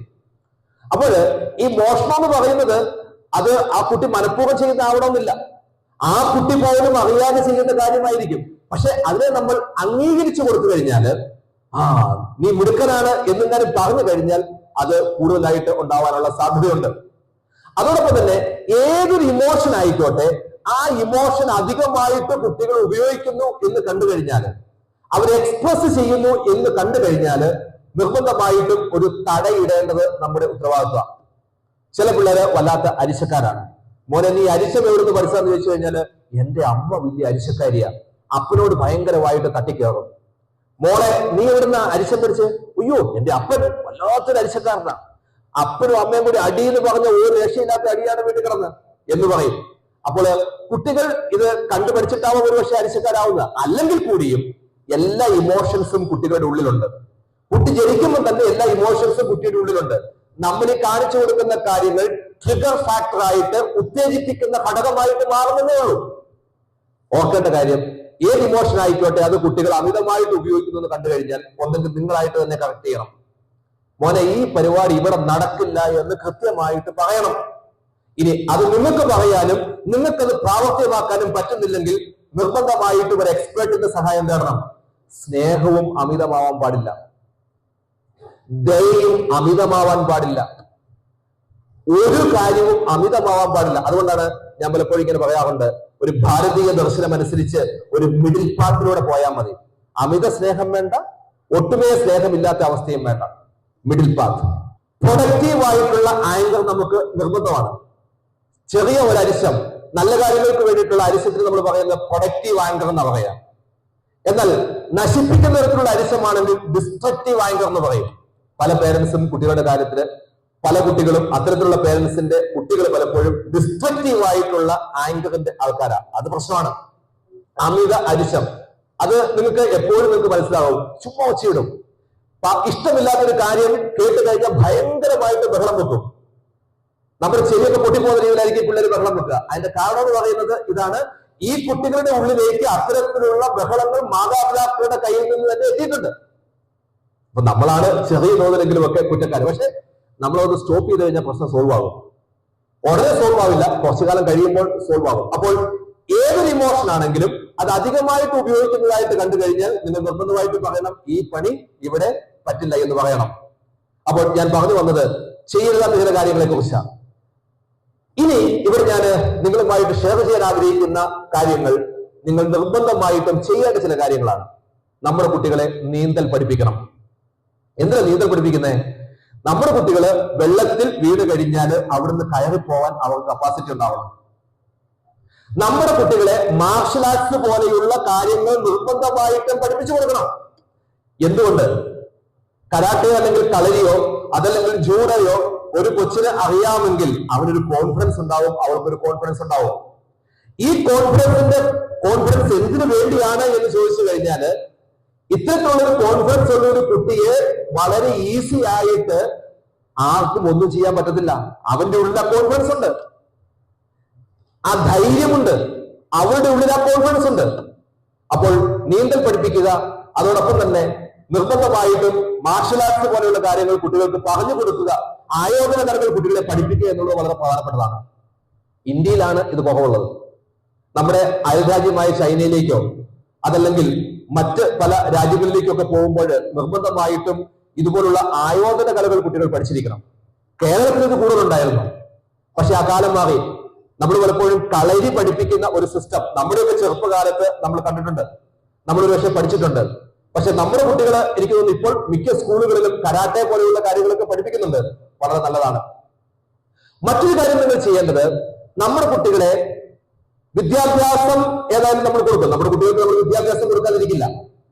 പക്ഷെ ഈ കുട്ടികളുടെ മനസ്സിലുള്ള ചിന്തയെ ഉത്തേജിപ്പിക്കുന്നതിന് വേണ്ടിയിട്ട്, അത് വലുതാക്കുന്നതിന് വേണ്ടിയിട്ട് ഒരുവിധം തിരിച്ചറിവൊക്കെ ആകുമ്പോൾ പഠനത്തെ കുറിച്ചൊക്കെ മനസ്സിലാകുന്ന ഒരു അവസ്ഥയിൽ വന്നു കഴിഞ്ഞാൽ നിർബന്ധമായിട്ട് നമ്മുടെ കുട്ടികളെ കൂട്ടിക്കൊണ്ട് വലിയ വിദ്യാഭ്യാസ സ്ഥാപനങ്ങളിലേക്ക് നമ്മൾ പോകണം. അങ്ങനെ വിദ്യാഭ്യാസ സ്ഥാപനങ്ങളിലേക്ക് നമ്മൾ പോകുമ്പോൾ മക്കളോട് പറയണം, ഒന്നെങ്കിൽ അപ്പ പഠിച്ചത് ഇവിടെയാണെന്ന് പറയണം, നുണയാവരുത്. പഠിച്ചതാണെങ്കിൽ പറയുക ഇവിടെയാണ് പഠിച്ചത്, അല്ലെങ്കിൽ അമ്മ പഠിച്ചത് ഇവിടെയാണെന്ന് പറയുക. അതല്ലെങ്കിൽ അമ്മ അപ്പ പഠിക്കാൻ ആഗ്രഹിച്ചിരുന്നത് ഇവിടെയാണെന്ന് പറയുക. ഇവിടെ ഇന്ന കോഴ്സുകളോടെന്ന് പറയാം. കൊച്ചുകുട്ടിയായിക്കോട്ടെ, 5ാം ക്ലാസ്സിൽ പഠിക്കുന്ന കുട്ടിയാണ്, 5ാം ക്ലാസ്സിൽ പഠിക്കുന്ന കുട്ടിയോടാണ് നമ്മൾ ഇങ്ങനെയൊക്കെ പറയുന്നത്. അപ്പം അവൻ ചോദിക്കും, ഇവിടെ എന്തൊക്കെയാ പഠിപ്പിക്കുന്നത്? നമ്മൾ പറയും, ഇത് യൂണിവേഴ്സിറ്റിയാണ്, വലിയ പഠനങ്ങൾ ഇവിടെ നടക്കുന്ന സ്ഥലമാണ്, റിസർച്ച് നടക്കുന്ന സ്ഥലമാണ്. അതോടൊപ്പം തന്നെ ISRO പോലെയുള്ള സ്ഥാപനങ്ങളിൽ ഏതെങ്കിലുമൊക്കെ സമയത്ത് വിസിറ്റ് ചെയ്യാനുള്ള സാഹചര്യം ഉണ്ടാകുമ്പോൾ അങ്ങനെ പോവുക. ഒന്നും വേണ്ട, നിങ്ങള് വ്യത്യസ്ത മേഖലകളിൽ കുട്ടികളുമായി പോകേണ്ട അവസ്ഥകൾ വരാം. ഉദാഹരണം ഹോസ്പിറ്റലിൽ പോയി കഴിഞ്ഞാല് ഡോക്ടറുടെ അടുത്ത് നിന്ന് മരുന്ന് മേടിച്ച് പോരുന്ന സമയത്ത് മിണ്ടുകയും പറയുകയും ചെയ്യുന്ന ഒരു ഡോക്ടർ ആണെങ്കിൽ, മുഖത്തിന് ശകലമെങ്കിലും പുഞ്ചിരിയുള്ള ഒരു ഡോക്ടർ ആണെങ്കിൽ ആ ഡോക്ടറോട് കൊച്ചിനെ പരിചയപ്പെടുത്തി കൊടുക്കുക. മോനെ, ഇത് ഡോക്ടർ അങ്കിൾ. ഓക്കെ, MBBS പഠിച്ചതിന് ശേഷം സ്പെഷ്യലൈസേഷൻ ചെയ്തിട്ടാണ് ഡോക്ടർ അങ്കിൾ ഇവിടെ ഇരിക്കുന്നത്. നിങ്ങളുടെ അടുത്തൊരു എഞ്ചിനീയർ ഉണ്ടെങ്കിൽ അയാൾ കുട്ടികളോട് മിണ്ടുന്ന വ്യക്തിയാണെങ്കിൽ എന്ത് പറയുക? ഇത് എഞ്ചിനീയറിംഗ് പഠിച്ച വ്യക്തി. ഒരു നേഴ്സിനെ കാണുമ്പോൾ നേഴ്സ് അവരെന്താണ് ചെയ്യുന്നത്? ഇങ്ങനെയാണ് കുട്ടികളുടെ ഉള്ളിൽ ആപ്റ്റിറ്റ്യൂഡ് നമ്മൾ വളർത്തിയെടുക്കുക. അങ്ങനെ കുട്ടികളുടെ ഉള്ളിൽ ആപ്റ്റിറ്റ്യൂഡ് വളർത്തിയെടുക്കുവാൻ നമുക്ക് സാധിച്ചു കഴിഞ്ഞാൽ പിന്നീട് വലിയ കരിയർ ഗൈഡൻസിന്റെ ഒന്നും ആവശ്യമില്ല. പിന്നെ ഇതുപോലുള്ള ക്യാമ്പുകൾക്കൊക്കെ വിട്ടാൽ മതി, അവിടെ കരിയർ ഗൈഡൻസ് കാര്യങ്ങളൊക്കെ കൊടുക്കും. ഈ കുട്ടിയുടെ ഉള്ളിൽ തന്നെ ഒരു ആശയം ഉണ്ടാവും, എനിക്ക് ഇന്നയാളാവണം. ഞാനിപ്പോഴും ഓർക്കുന്നുണ്ട്, കുറെ വർഷങ്ങൾക്ക് മുമ്പ് APJ അബ്ദുൽ കലാം മരിക്കുന്നതിന് മുമ്പ്, കുറെ വർഷങ്ങൾക്ക് മുമ്പ് അദ്ദേഹം പാലാ സെന്റ് തോമസ് കോളേജിൽ വന്നപ്പോൾ എന്റെ ഒരു സുഹൃത്ത് അദ്ദേഹത്തിന്റെ മകളെയും കൂട്ടിക്കൊണ്ട് അവിടെ പോയി. പ്രത്യേക പെർമിഷൻ മേടിച്ചിട്ട് APJ അബ്ദുൽ കലാമിനെ കാണുന്നതിലും അദ്ദേഹത്തോട് സംസാരിക്കുന്നതിനുമുള്ള അനുവാദം ആ കുട്ടി മേടിച്ചെടുത്തു, ആ കുട്ടിയുടെ അപ്പൻ മേടിച്ചെടുത്തു. അവർ സംസാരിച്ചു. ഇന്ന് ഈ പെൺകുട്ടി വളരെ ഫേമസ് ആയിട്ടുള്ള ഒരു സയന്റിസ്റ്റ് ആവുന്നതിനുള്ള എല്ലാ കാര്യങ്ങളും ഒരുങ്ങിയിരിക്കുക. ആ പെൺകുട്ടി എനിക്ക് നേരിട്ടറിയാം, അതുകൊണ്ടാണ്. അപ്പൊ പറഞ്ഞു വരുന്നത് ഇത്രയും മാത്രമേ ഉള്ളൂ, നമ്മൾ കുട്ടികൾക്ക് ചില കാര്യങ്ങൾ കാണിച്ചു കൊടുക്കണം. പ്രിയപ്പെട്ട മാതാപിതാക്കളെ, ഇനി ചെയ്യേണ്ട ഒരു വളരെ പ്രധാനപ്പെട്ട കാര്യം എന്ന് പറയുന്നത് നമ്മൾ റോൾ മോഡൽ ആവുക എന്നുള്ളതാണ്. എന്താണ് റോൾ മോഡലിംഗ് എന്ന് പറയുന്നത്? റോൾ മോഡലിംഗ് എന്ന് പറയുന്നത് നമ്മളെ കണ്ടൊരു കുട്ടി വളരുകയാണെങ്കിൽ ഈ കുട്ടി നന്നായിട്ട് ജീവിക്കും, ഈ കുട്ടി വഴിപിഴച്ചു പോവില്ല എന്നുള്ള ഒരു ഉറപ്പാണ്. ഞാൻ ഒന്നുകൂടി പറയാം. റോൾ മോഡലിംഗ് എന്ന് പറഞ്ഞാല് എന്നെ കണ്ട് എന്റെ മോൻ വളരുകയാണെങ്കിൽ എന്റെ മോൻ വഴിപിഴച്ചു പോവില്ല എന്ന് എനിക്കുള്ള ഉറപ്പാണ്. ഞാനതുകൊണ്ട് എന്റെ അരിശം കുറയ്ക്കും. ഞാനതുകൊണ്ട് എന്റെ വൈഫുമായിട്ട് കൂടുന്ന തല്ലുകളുടെ എണ്ണം കുറയ്ക്കും. ഞാനതുകൊണ്ട് നാട്ടുകാരെ ചീത്ത പറയുന്നത് കുറയ്ക്കും. ഞാനതുകൊണ്ട് എന്റെ കൊച്ചിന്റെ മുമ്പിൽ വെച്ച് നാട്ടുകാരെ കുറ്റം പറയുന്നത് കുറയ്ക്കും. ഞാനതുകൊണ്ട് അസൂയോടുകൂടി മറ്റുള്ളവരെ നോക്കിക്കാണുന്ന രീതി കുറയ്ക്കും. ഞാനതുകൊണ്ട് നുണ പറയുന്ന ശീലം മനഃപൂർവ്വം കുറയ്ക്കും. എന്തിനാ കുറയ്ക്കുന്നത്? എന്റെ മോനെ, എന്റെ മോൾക്ക് ഞാനൊരു റോൾ മോഡലായെങ്കിൽ മാത്രമേ അവൻ നന്നാകൂ എന്നുള്ള ചിന്ത എനിക്കുള്ളത് കൊണ്ട്. ഈ ചിന്ത നമുക്ക് എല്ലാവർക്കും ഉണ്ടായാൽ മതി. ഇത് പറയുന്ന പേരാണ് റോൾ മോഡലിംഗ്. നമ്മളെ കണ്ട് ഒരാൾ വളരുമ്പോൾ അയാൾക്ക് എല്ലാ നന്മയും ഉണ്ടാവട്ടെ എന്നുള്ള ഒരു ഒരു ഒരു ബ്ലെസ്സിംഗ് ആണത്. അതിനു വേണ്ടിയിട്ട് നമ്മൾ കുറെ സാക്രിഫൈസ് ചെയ്യേണ്ടതായിട്ട് വരും. സത്യമായിട്ടും പറഞ്ഞു കഴിഞ്ഞാൽ എനിക്ക് മദ്യപിക്കാൻ ആഗ്രഹമുള്ള ആളാണ്, നിങ്ങളൊന്നും വിചാരിക്കരുത്. പക്ഷേ എന്റെ മോന്റെ മുമ്പിൽ വെച്ച് ഒരിക്കൽ പോലും ഞാൻ കുടിച്ചിട്ടില്ല.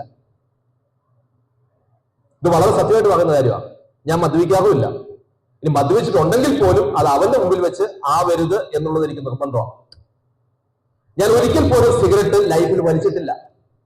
വലിക്കണമെന്നും പരീക്ഷിച്ചു നോക്കണമെന്നും ആഗ്രഹമുണ്ട്, പക്ഷെ ചെയ്യാറില്ല. ഒറ്റ കാര്യം മാത്രമേ ഉള്ളൂ, എന്നെ കണ്ടിട്ട് അവനൊരു പ്രശ്നം ഉണ്ടാവാൻ പാടില്ല. അങ്ങനെ പല കാര്യങ്ങളും. ഇത്തരത്തിലുള്ള ഒരു ചിന്ത നമുക്ക് ഉണ്ടാക്കിയെടുക്കാൻ പറ്റിക്കഴിഞ്ഞാൽ പ്രശ്നം സോൾവ് ആയി. അപ്പൊ നിങ്ങൾ പലരും എന്നോട് ചോദിക്കും, മക്കൾക്ക് വേണ്ടിയിട്ടാണ് നമ്മൾ ജീവിക്കുന്നത്, നമുക്ക് എൻജോയ് ചെയ്യണ്ടേ? എൻജോയ് ചെയ്യാൻ ഒരുപാട് വേറെ കാര്യങ്ങളുണ്ട്. ഈ കള്ളു കുടിച്ചു എന്ന് കരുതി, അല്ലെങ്കിൽ മദ്യം കൊച്ചിന്റെ മുമ്പിൽ വെച്ച് കുടിച്ചു എന്ന് കരുതി മാത്രം നമുക്കല്ലല്ലോ നമുക്ക് എന്ത് കിട്ടുക? എൻജോയ്മെന്റ് കിട്ടുക. ഞാൻ മദ്യത്തിനെതിരല്ല, വീണ്ടും ഞാൻ പറയുന്നു, ഞാൻ സിഗരറ്റ് വലിക്കുന്നതൊന്നുമല്ല. പക്ഷെ വലിക്കാതെ ഇരുന്നാൽ, നമ്മുടെ മുമ്പിൽ വെച്ച്, നമ്മുടെ കുട്ടികളുടെ മുമ്പിൽ വെച്ച് വലിക്കാതിരുന്നാൽ, നമ്മുടെ കുട്ടികളുടെ മുമ്പിൽ വെച്ച് കള്ളു കുടിക്കാതിരുന്നാൽ നല്ലതാണ് എന്ന് മാത്രമാണ് ഞാൻ പറയുന്നത്. ഒരു റോൾ മോഡലായിട്ട് മാറാം. അങ്ങനെ മാറിക്കഴിഞ്ഞാൽ കുട്ടികൾ പറയുന്ന ഒരു സെന്റൻസ് ഉണ്ട്.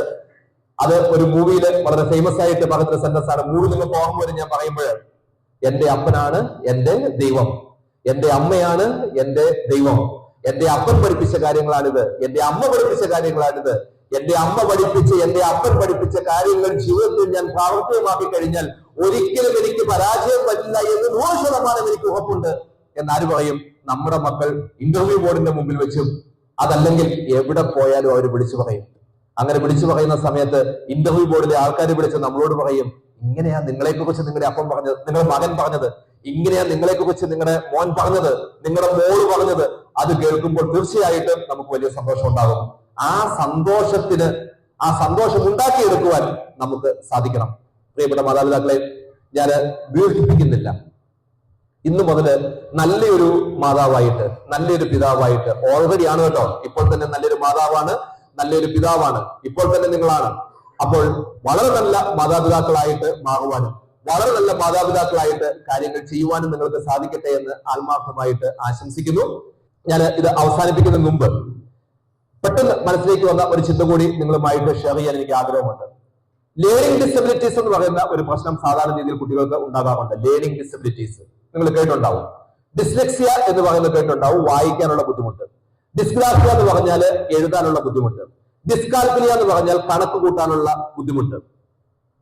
ഡിസ്പ്രാക്സിയ എന്ന് പറഞ്ഞാൽ കൈകൊണ്ട് എഴുതാനുള്ള ബുദ്ധിമുട്ട്. ഇങ്ങനെയൊക്കെയുള്ള വ്യത്യസ്ത ലേണിംഗ് ഡിസബിലിറ്റീസ് ഉണ്ട്. ADHD, ഓട്ടിസം അതിന്റെ ഭാഗമല്ല, അത് കുറച്ചുകൂടി മറ്റൊരു ലെവലിലാണ്. അപ്പോൾ ലേണിംഗ് ഡിസബിലിറ്റീസ് ഉള്ള, ഡിസ്ലെക്സിയ ഉള്ള, അതല്ലെങ്കിൽ ഡിസ്കാൽക്കുലിയ ഉള്ള ഒരു കുട്ടി ചിലപ്പോൾ പഠിച്ചെന്ന് വരില്ല.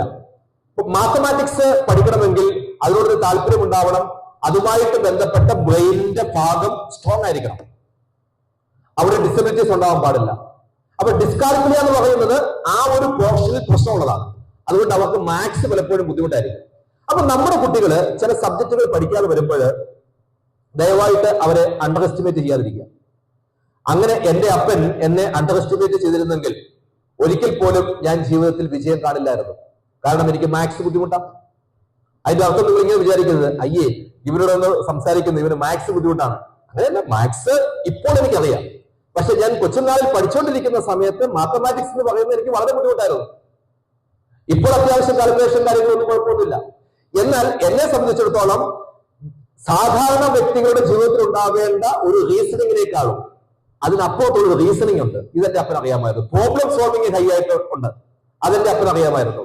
അപ്പോൾ അതിനനുസരിച്ച് അദ്ദേഹം ചില കാര്യങ്ങൾ എനിക്ക് പറഞ്ഞു തന്നു. അതാണ് എന്റെ വിജയത്തിന്റെ രഹസ്യം എന്ന് പറയുന്നത്. ഞാൻ സ്കൂളിൽ പഠിച്ച മാത്സ് അല്ല. അതിന്റെ അർത്ഥം ഇവിടെ ഇരിക്കുന്ന നിങ്ങളുടെ കുട്ടികൾക്ക് ആർക്കെങ്കിലും മാത്സ് ബുദ്ധിമുട്ടാണെങ്കിൽ ട്യൂഷൻ കൊടുക്കണ്ട എന്നല്ല ഞാൻ പറയുന്നത്. ട്യൂഷൻ കൊടുത്തോളൂ, പക്ഷെ അതിനെ തന്നെ നശിപ്പിക്കരുത്. അതിന്റെ റീസൺ എന്താണെന്ന് വെച്ചാല്, ഈ ഡിസ്കാൽക്കുലിയ എന്ന് പറയുന്ന ഒരു പ്രശ്നമുണ്ടെങ്കിൽ അതിനെ സോൾവ് ആക്കാൻ സയന്റിഫിക്കലി ധാരാളം ടെക്നിക്സ് ഉണ്ട്. അത് നിങ്ങൾ ഏതെങ്കിലും ഒരു സമയത്ത് എന്നെ അപ്രോച്ച് ചെയ്യുകയാണെങ്കിൽ പറഞ്ഞു തരാം. അതൊരു കൗൺസിലിംഗിന്റെ ഭാഗമായിട്ടൊന്ന് കണ്ടാൽ മതി, പറഞ്ഞു തരാം, അത് കുഴപ്പമില്ല. അങ്ങനെ ഏതെങ്കിലും, എന്നെ മാത്രം കാണണമെന്നല്ല, ഏതെങ്കിലും ഒരു എക്സ്പെർട്ടിനെ കണ്ടാൽ മതി. ഡിസ്ലെക്സിയ, വായിക്കാനുള്ള ബുദ്ധിമുട്ട്, പേരുകൾ മാറിപ്പോകുന്നു, സെന്റൻസുകൾ വായിക്കുമ്പോൾ ചില സമയത്ത് വളരെ സ്പീഡിൽ വായിച്ചു പോകുന്നു, വായിക്കുന്നൊന്നും മനസ്സിലാവാതെ പോകുന്നു, ഇങ്ങനെയുള്ള പ്രശ്നങ്ങൾ ഉണ്ടാവാം. അപ്പം ഇതൊക്കെ ഒന്ന് മനസ്സിൽ കരുതിക്കൊള്ളുക. ലേണിംഗ് ഡിസബിലിറ്റീസ് എന്ന് പറയുന്നത് കുട്ടികൾക്ക് ഉണ്ടോ എന്നുള്ളത് നോക്കിക്കൊള്ളുക. ലേണിംഗ് ഡിഫിക്കൽറ്റീസ് എന്ന് പറയുന്ന മറ്റൊരു ഏരിയ ഉണ്ട്. ലേണിംഗ് ഡിഫിക്കൽറ്റീസ് എന്ന് പറയുന്നത് ഒരു കുട്ടിയെ ഒരു സ്കൂളിൽ നിന്ന് വേറൊരു സ്കൂളിലേക്ക് മാറ്റി എന്ന് വിചാരിക്കുക. അങ്ങനെ മാറ്റുന്ന സമയത്ത് ആ കുട്ടിയുടെ ഫ്രണ്ട്സ് നഷ്ടമായി, ആ കുട്ടിക്ക് പഠിച്ചുകൊണ്ടിരുന്ന സാഹചര്യം നഷ്ടമായി, അതിന്റെ പേരിൽ പെട്ടെന്ന് കുട്ടിക്ക് പഠിക്കാൻ പറ്റാത്തൊരവസ്ഥ വരും. ലേണിംഗ് ഡിഫിക്കൽറ്റീസ് ഉണ്ടാവും. അങ്ങനെ ഉണ്ടെങ്കിലും അത് സോൾവ് ആക്കാൻ കൗൺസിലേഴ്സിന് പറ്റും. ദയവായിട്ട് ആ കൊച്ചിനെ തല്ലി നിനക്ക് എന്തിന്റെ കേടാണ്, നിനക്ക് എല്ലാം ഉള്ളതിന്റെ പേരിലല്ലേ എന്നുള്ളൊരു വഴക്കും പക്കാണവും അല്ലാതെ കുറച്ചുകൂടി സയന്റിഫിക് ആയിട്ട്, എന്റെ ആഗ്രഹം എന്ന് പറയുന്നത് സയന്റിഫിക് ആയിട്ട് നിങ്ങൾ ഒന്ന് മാറിക്കഴിഞ്ഞാൽ കുറച്ചുകൂടി ജീവിതം സുഖകരമാവും. പാരന്റിംഗ് എന്ന് പറയുന്നത് സന്തോഷത്തോടു കൂടി ചെയ്യേണ്ട ഒരു കാര്യമാണ്. എല്ലാ പാരന്റിങ്ങിലും ഞാൻ പറയുന്നത് ഹാപ്പി പാരന്റിംഗ് എന്നാണ്. സന്തോഷകരമായിട്ട് എങ്ങനെ മാതൃത്വവും പിതൃത്വവും മുമ്പോട്ട് കൊണ്ടുപോകാം എന്നുള്ളതാണ് ഞാൻ സാധാരണ ചോദിക്കുന്ന ഒരു ചോദ്യം എന്ന് പറയുന്നത്. അതുകൊണ്ടാണ് മാതാപിതാക്കളും അധ്യാപകരും പൂന്തോട്ടക്കാർ എന്ന് പറയുന്ന പുസ്തകം എഴുതാനുള്ള കാരണം. എനിക്കത് ചിലരുടെയൊക്കെ എങ്കിലും കയ്യിൽ ആ പുസ്തകം ഉണ്ടാവും. അതിന്റെ കോപ്പി ഞാൻ ഇവിടെ വെച്ചിട്ടുണ്ട്. മറ്റൊരു കാര്യം, ഈ ലേണിംഗ് ഡിസബിലിറ്റീസും ലേണിംഗ് ഡിഫിക്കൽറ്റീസും ഉണ്ടെങ്കിൽ അത് ഒരുപാട് കാലം വെച്ചുകൊണ്ടുമിരിക്കരുത്. കാരണം അതൊരു പെർമനന്റ് ഒരു ശീലമായി മാറിക്കഴിഞ്ഞാൽ അതിന് പ്രശ്നം ഉണ്ടാവാനുള്ള സാധ്യതയുണ്ട്. അപ്പോൾ ഇതുകൂടി ഒന്ന് മനസ്സിൽ വെച്ചുകൊള്ളുക. അങ്ങനെയെങ്കിൽ നിങ്ങളുടെ ചോദ്യങ്ങൾക്ക് വേണ്ടിയിട്ട് ഞാൻ വെയിറ്റ് ചെയ്യുന്നു. Okay, very good, very good. പലപ്പോഴും കുട്ടികൾ പഠിക്കാത്തത് ലേണിംഗ് ഡിസബിലിറ്റി കൊണ്ട് മാത്രമാവില്ല. ഞാനൊരു ചെറിയൊരു എക്സാമ്പിൾ പറഞ്ഞു കഴിഞ്ഞാൽ, സെപ്പറേഷൻ ആൻസൈറ്റി എന്ന് പറയുന്ന ഒരു പ്രശ്നമുണ്ട്. നിങ്ങളൊരു പക്ഷേ കേട്ടിട്ടുണ്ടാവും. സെപ്പറേഷൻ ആൻസൈറ്റി എന്ന് പറഞ്ഞു കഴിഞ്ഞാൽ എന്റെ പ്രിയപ്പെട്ടവര് എന്റെ അടുത്തുനിന്ന് മാറിപ്പോകുമ്പോൾ ഉണ്ടാകുന്ന ആൻസൈറ്റിയാണ്. ചില കുട്ടികൾ നിർബന്ധമായിട്ടും നമ്മൾ കൂടെ ഇരിക്കണം എന്ന് പറയുമ്പോൾ അവർക്ക് ചിലപ്പോൾ സെപ്പറേഷൻ ആൻസൈറ്റി ആയിരിക്കും. നമ്മൾ അതൊന്ന് നോക്കണം. എന്ത് കാരണം കൊണ്ടാണ് ഈ കുട്ടി പഠിക്കാത്തത്, അല്ലെങ്കിൽ പഠിക്കുന്ന സമയത്ത് നമ്മൾ കൂടെ ഇരിക്കണമെന്ന് പറയുന്നത് എന്തിനു വേണ്ടിയിട്ട്? മറ്റൊന്ന്, ചില കുട്ടികൾക്ക് അറ്റൻഷൻ കുറവായിരിക്കും. ലേണിംഗ് ഡിസബിലിറ്റിയുമായിട്ട് ബന്ധപ്പെട്ട ഒരു അറ്റൻഷൻ ആയിരിക്കില്ല. അത് സാധാരണ രീതിയിൽ അവർക്ക് ശ്രദ്ധിക്കാനുള്ള ഒരു കപ്പാസിറ്റി കുറവായിരിക്കും, ഡിസ്ട്രാക്ഷൻ ഉണ്ടായിരിക്കും, ഒരു കുറച്ച് ഹൈപ്പർ ആക്ടിവിറ്റി ഉണ്ടെന്ന് വിചാരിക്കുക. അങ്ങനെയാണെങ്കിൽ ഈ കുട്ടിക്ക് ഏറ്റവും ഇൻട്രസ്റ്റഡ് ആയിട്ടുള്ള കാര്യം മാത്രമേ ഈ കുട്ടി എന്ത് ചെയ്യുള്ളൂ, കോൺസെൻട്രേറ്റ് ചെയ്ത് ഇരിക്കുകയുള്ളൂ. അത് ഒരു 10 മിനിറ്റ് അതിക്കുള്ളിരിക്കില്ല. അപ്പോ ഈ കുട്ടിക്ക് പഠിക്കണമെന്ന് ആഗ്രഹമുണ്ട്, പക്ഷെ കോൺസെൻട്രേഷൻ കൊടുക്കാൻ പറ്റുന്നില്ല. പിന്നെ ആകെ ഒരു മാർഗം എന്ന് പറയുന്നത് അമ്മയോ അപ്പനോ കൂടെ ഇരുന്നിട്ട് എന്ത് പറയുന്നു, മോനെ പഠിക്കടാ, മോനെ പഠിക്കടാ എന്ന് പറയുമ്പോൾ ഈ കൊച്ച് പഠിക്കുന്നു. അപ്പോൾ ഇതൊരു മെക്കാനിസമാണ്. എന്തിനുള്ള മെക്കാനിസം?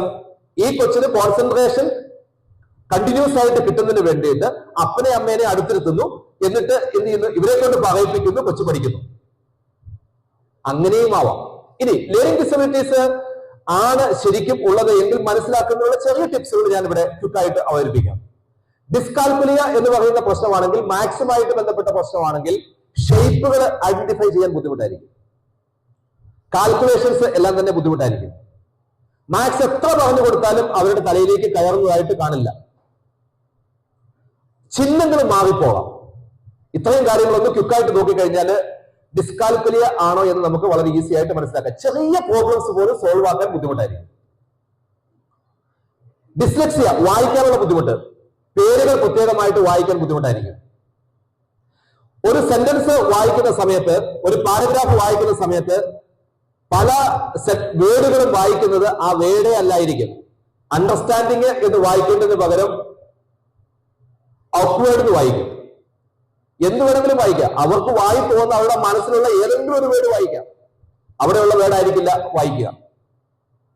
പ്രത്യേകിച്ച് പേരുകൾ നന്നായിട്ട് പ്രൊനൗൺസ് ചെയ്യാൻ ഈ കുട്ടികൾക്ക് വലിയ ബുദ്ധിമുട്ടായിരിക്കും. അടുത്തത് ഡിസ്ഗ്രാഫിയ എന്ന് പറയുന്ന പ്രശ്നം. ഡിസ്ഗ്രാഫിയ എന്നുള്ളത് എഴുതാനുള്ള ബുദ്ധിമുട്ടാണ്.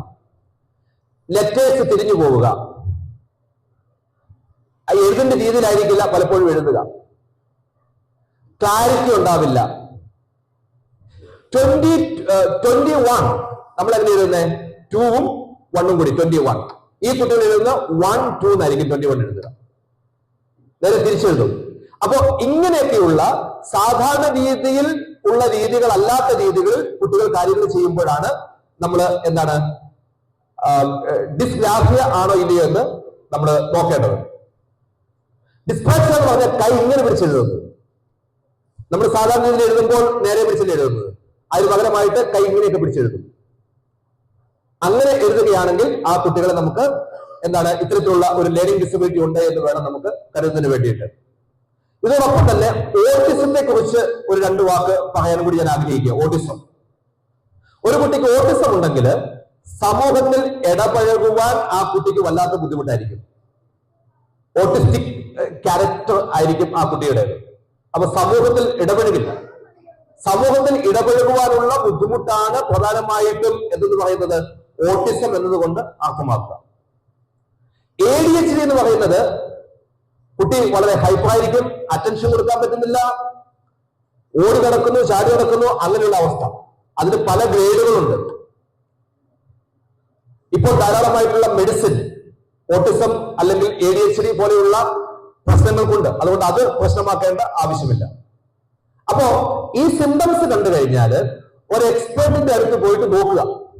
ഇനി സിംറ്റംസ് ഇങ്ങനെയുള്ള കാര്യങ്ങളിൽ മൈൽഡ് ആണെങ്കിൽ ഒരുപാട് മെഡിസിൻ ഒന്നും കൊടുക്കണ്ട. ഉദാഹരണം, മാത്സ് ബുദ്ധിമുട്ടുള്ള ഒരു കുട്ടിയാണെന്ന് വിചാരിക്കുക. കുട്ടിക്ക് മാത്സ് ബുദ്ധിമുട്ടാണെങ്കിൽ കുട്ടികളുടെ ഏറ്റവും വലിയ പ്രത്യേകത എന്ന് പറയുന്നത് അവർക്ക് കളറ് ഒരുപാട് ഇഷ്ടമാണ്. അപ്പോൾ സ്കെച്ച് പെൻ ഉപയോഗിച്ച് ചാർട്ട് പേപ്പറിൽ അല്ലെങ്കിൽ നിങ്ങളുടെ വീട്ടിൽ തന്നെയുള്ള ഒരു ബോർഡിൽ നിങ്ങൾ അക്ഷരങ്ങൾ എഴുതി പഠിപ്പിച്ചു കഴിഞ്ഞാൽ അത് ആ കുട്ടിയുടെ ബ്രെയിനിലേക്ക് പതിയും. സാധാരണ രീതിയിൽ ഒരു കുട്ടി അവൻ വിഷ്വൽ ആണെങ്കിൽ, വിഷ്വൽ എന്ന് പറഞ്ഞാൽ കാണാൻ ആഗ്രഹിക്കുന്ന കുട്ടി, നമ്മള് ചാർട്ട് പേപ്പർ ഉപയോഗിക്കുക, കളർ പെന്നുകൾ ഉപയോഗിക്കുക, കളർ പെൻസിലുകൾ ഉപയോഗിക്കുക, ഇതൊക്കെ ആ കുട്ടിക്ക് ഉപകരിക്കും.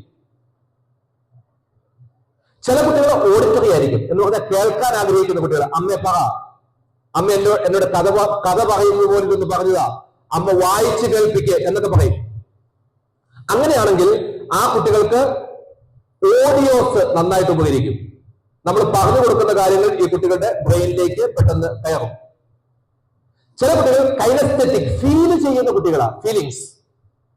അപ്പോൾ ഈ കുട്ടി പഠിക്കേണ്ട കാര്യങ്ങൾ ചെറിയ ഫീൽ ചെയ്യുന്ന സാഹചര്യങ്ങളുമായി കണക്ട് ചെയ്താണ് നമ്മൾ പഠിപ്പിക്കുന്നതെങ്കിൽ ഈ കുട്ടികൾ വളരെ ഈസി ആയിട്ട് പഠിക്കും. ചില കുട്ടികൾ ഓൾഫാക്ടറി, സ്മെല്ലിന്റെ ആൾക്കാരാണ്. വീട്ടിൽ നമ്മുടെ റൂം നല്ല വൃത്തിയുള്ളതും നല്ല പെർഫ്യൂം ഉള്ളതുമായ ഒരു ഫ്രാഗ്രൻസ് ഉള്ള റൂമിലിരുത്തിയാണ് ഇത്തരത്തിലുള്ള കുട്ടികളെ പഠിപ്പിക്കുന്നത്. അല്ലെങ്കിൽ പ്രശ്നമാണ്. നമ്മൾ ഇത്തരം കുട്ടികളെ പഠിപ്പിക്കാൻ പോകുന്ന സമയത്ത് നമ്മൾ ഇട്ടിരിക്കുന്ന ഉടുപ്പിലെ വേർപ്പുനാറ്റം ഉണ്ടെങ്കിൽ പോലും കുട്ടികൾക്ക് പഠിക്കാൻ പറ്റില്ല. വലിയ പ്രശ്നമാണ്. കാരണം ഇവര് സ്മെല്ലിന്റെ ആൾക്കാരാണ്. മറ്റൊരു കൂട്ടർ ടേസ്റ്റിന്റെ ആൾക്കാര്.